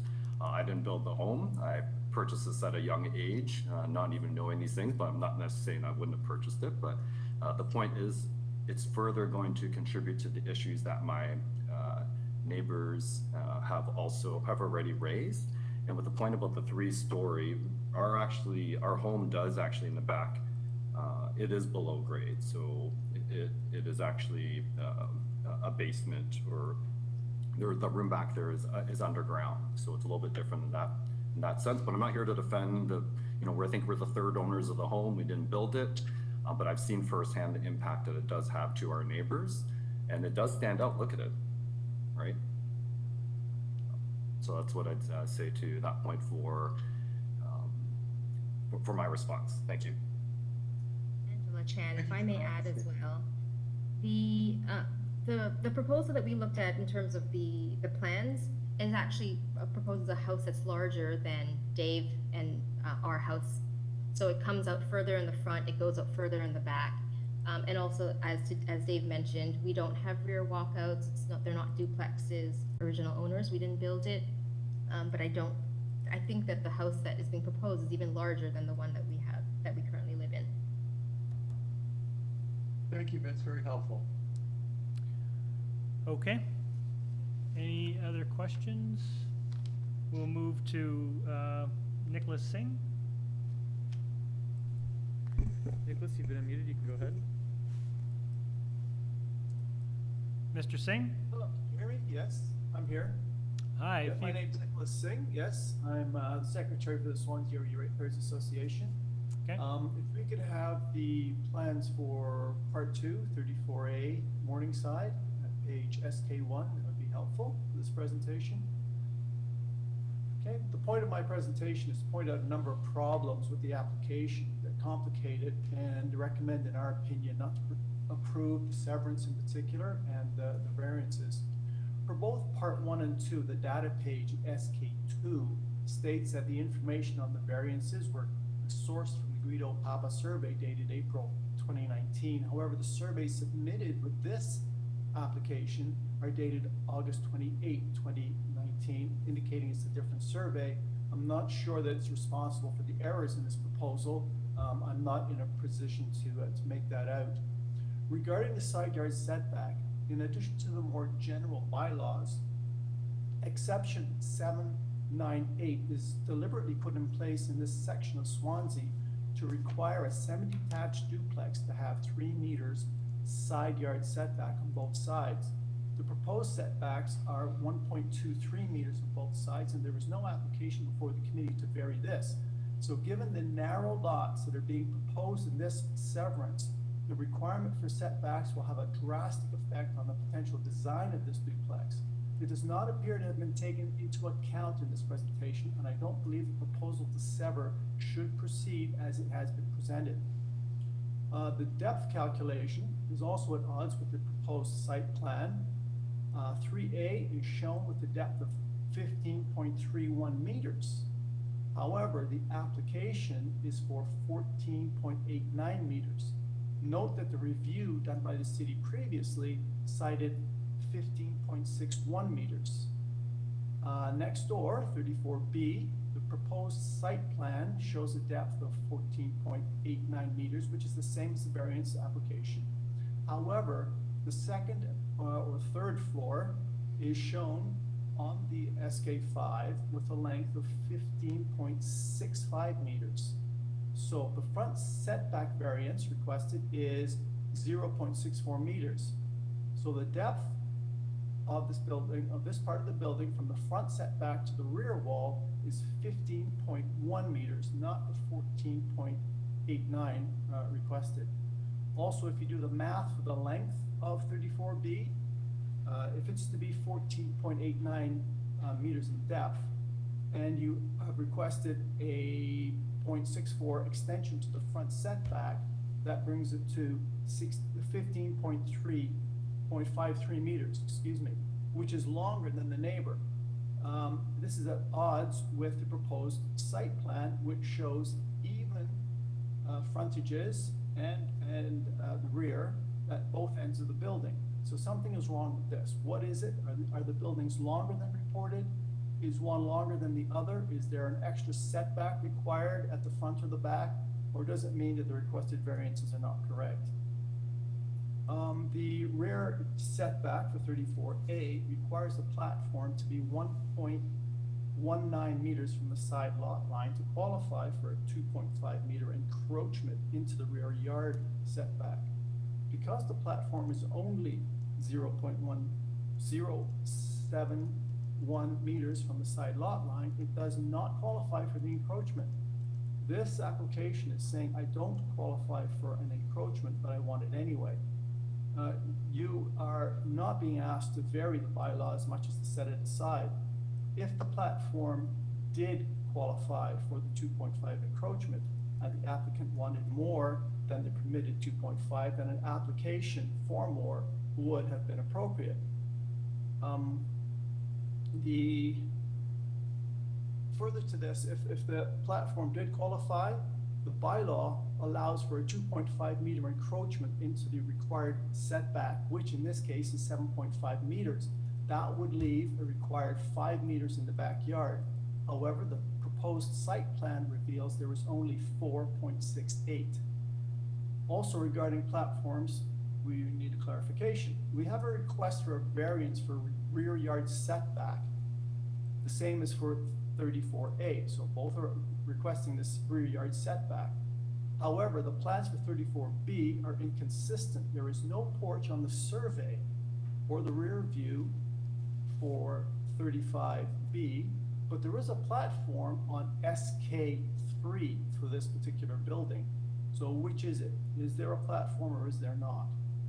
The Mr. Singh, I hate to interrupt you, but your 5 minutes are up. I wonder if you could just wrap up, please. Okay, the front wall heights are incorrectly measured also. The site plans show that they have only given us the side wall, not the front wall, which would be closer to 10.5 meters, not what's been requested. And finally, as mentioned before, there's no application before the committee for a garage, and this affects a number of the variances which have been put forward: the widening of the driveway, landscaping calculations, and the garage, which could become FSI.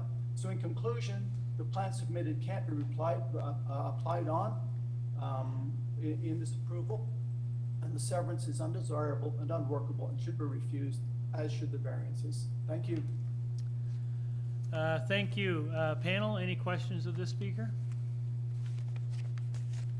None? Okay, thank you to everyone who called in and to those who wrote in. Mr. Venturazzuzo, could you take some time to respond and address some of the concerns you've heard today? Yes, I'd like to thank everyone who made some comments here today. I just want to point out 4 things and clarify 4 things first before I address anything. The owners of the property are not the same owners of 47 Morningside. 47 Morningside is owned by 47 Morningside Limited, which is a division of Urban Core. My clients are not related to business or personally to these owners. Second, it's been noted in several of the objection letters as well as today in the hearing that the lot frontages and areas are not in keeping with the neighborhood, and I'd like to point out that the impact documentation that was provided is from 2016, is actually out of date.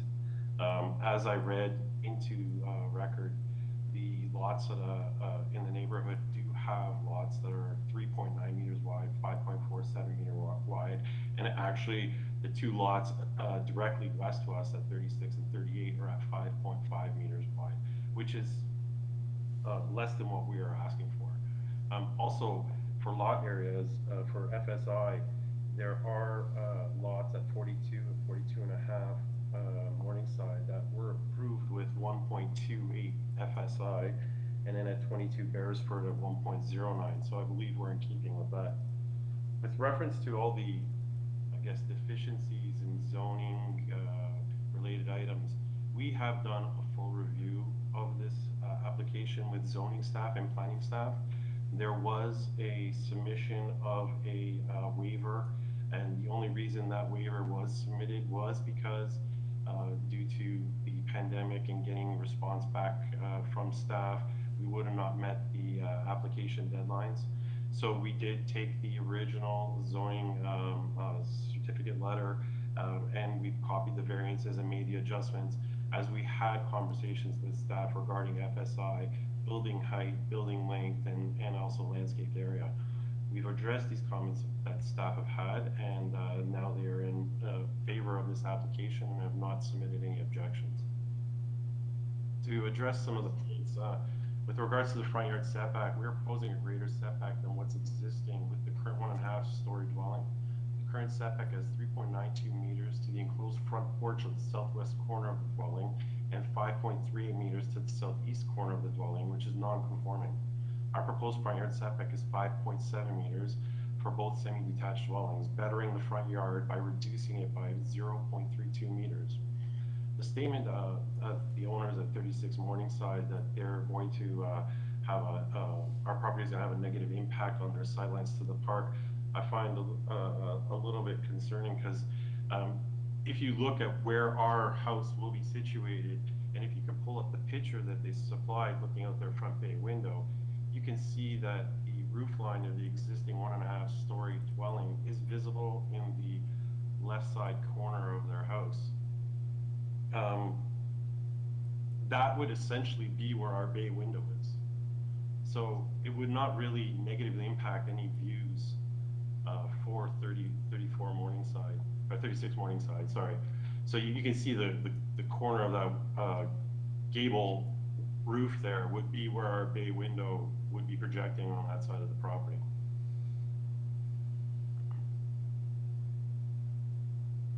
With regards to rear yard setbacks and building depth, we had a discussion with staff. It's calculated at the demising wall from the front yard setback line.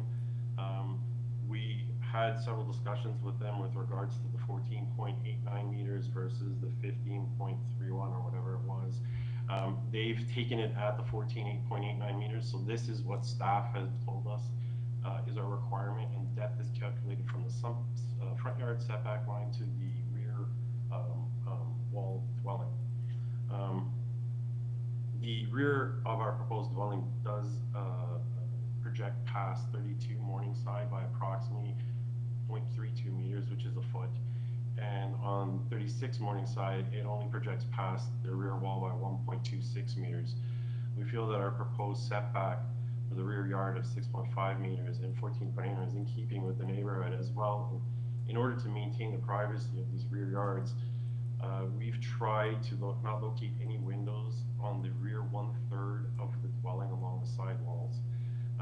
If we would have built a regular single-family dwelling, any rear windows would have views into the neighboring backyard, so privacy would still be an issue regardless of what we have built on this property. In terms of building height is calculated from established grade based on the calculation requirements of the bylaws and the drives for grade changes along Morningside Avenue. We've had this condition where we're above grade significantly. The change of grade along our lot is a contributing factor to the design of the dwelling. In fact, if you were to compare our proposal to 36 and 38 Morningside, as one of the members did, you'll find that the two properties would be approximately 1 meter higher than our proposal, just due to this change in grade. We were in communication again with staff. We reduced our original proposal from 11.45 meters to 10.57 meters to address staff's concerns and to maintain the overall building form of the neighborhood. With regards to FSI, as I mentioned before, there's other properties in the neighborhood with higher FSIs. We fall within that range. Again, communication with planning staff, we reduced our FSIs from 1.17 and 1.18 to 1.14 and 1.15. We believe that this is still in keeping with the neighborhood. And again, the FSIs also include the basement area, so it includes all 3 floors. With regards to landscaping, the reduction of building area has allowed us to come closer to meeting and exceeding requirements of landscape space within the rear and front yards of our proposal as per the bylaws. We are asking for a reduction of the front yard landscape on one of the lots by only 3%, which is very minor in nature. With respect to drainage issues due to lack of landscaping, it's our understanding the City of Toronto does not permit residential homes to connect to the storm sewers, and that all drainage must be contained on the subject property and not drain onto the neighboring city properties. The grading of the property has been designed as such, with comments from the engineering department regarding the slope of the walkways as their only concern. Okay, I'm just going to ask you to wrap up. We've gone considerably over, but if you could just wrap up, that'd be great. I just wanted to make a point about the natural light. We took that into consideration when setting our houses where we did. We allow for a 1.2 meter side yard next to 32 Morningside. We respect the fact that they had a driveway there for many years and they probably enjoyed lots of natural light. The properties do face north and south, with the sun obviously rising east and west, which is at the front of the house. Our design, along with the setbacks, we've also included a front porch with a kind of open area to allow as much natural light into the property as possible. We're not oblivious to that, and we do believe our application meets the test of the four tests of the Planning Act, and we request the application be approved and look forward to answering any further Great. questions. Thank you very much. I have a couple of questions. Go with Yim and then Don. Yes, just to have the applicant to confirm one thing for me is that in the beginning of the opposition presentation, there was a mention of integral garage is not allowed in this district or this area. But when I look at the variances, there's no variance regarding this the integral garage. So that I think the integral garage is allowed in this district. Can you confirm that, please? Again, we went through a full zoning review. That was not brought up at the time of the zoning review. Our waiver just takes the zoning review, replicates it, and makes the adjustments to height and FSI that we had in conversation with planning staff. I'd like to point out too, at 36 and 38 Morningside, they have integral garages as well. So obviously it's allowed. Okay. Thank you. Yeah. Don? Yeah, I just wanted to say this seems to me to be a reasonable application. I think the applicant, particularly in his rebuttal, has done an exceptional job of rebutting all this. I call it this was extreme overkill with respect to the opposition. I had no idea what they were talking about, because when you listen to the applicant explain all these things, which was my opinion, that there wasn't anything untoward in the application, I have no idea what they're all incensed about. So I will certainly support this application. Thanks, Don. Are we in committee now?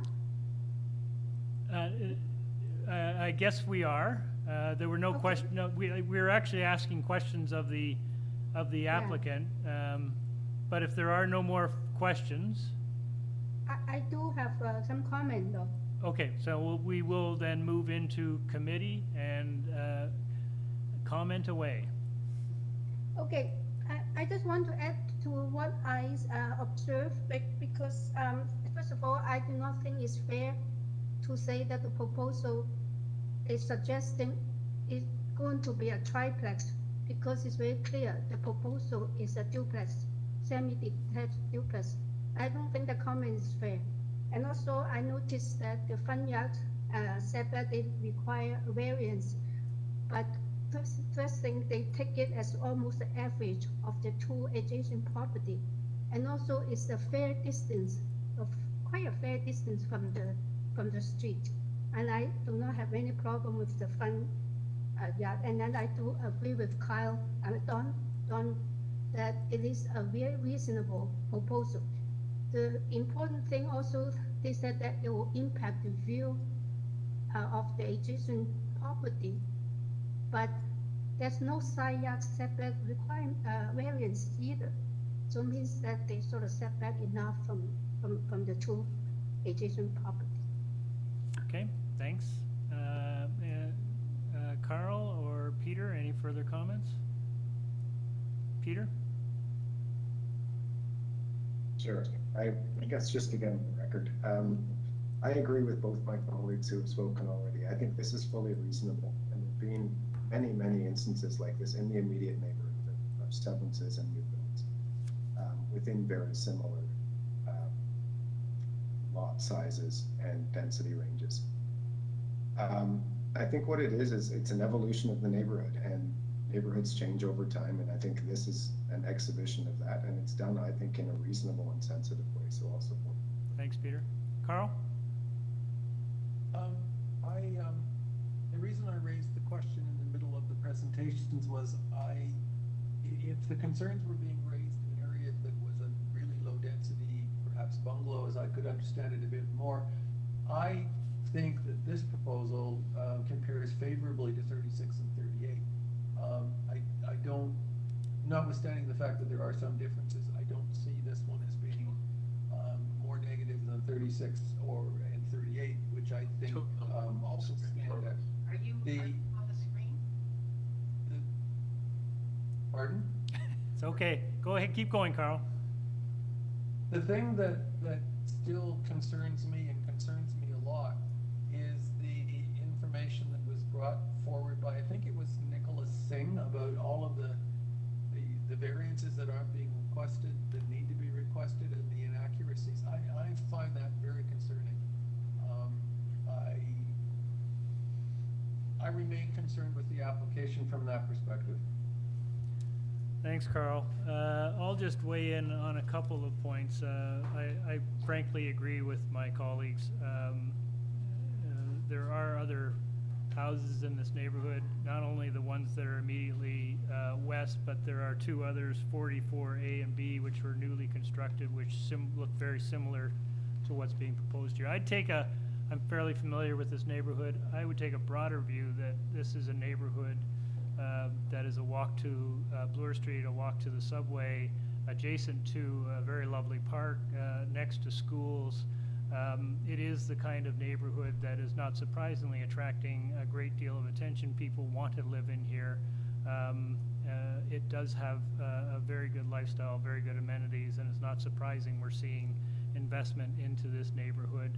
And given its proximity to all those amenities, these are the kinds of neighborhoods, quite frankly, where we should be encouraging additional density. So I also would support what my colleagues have said. So with that, I'm going to ask someone for a motion.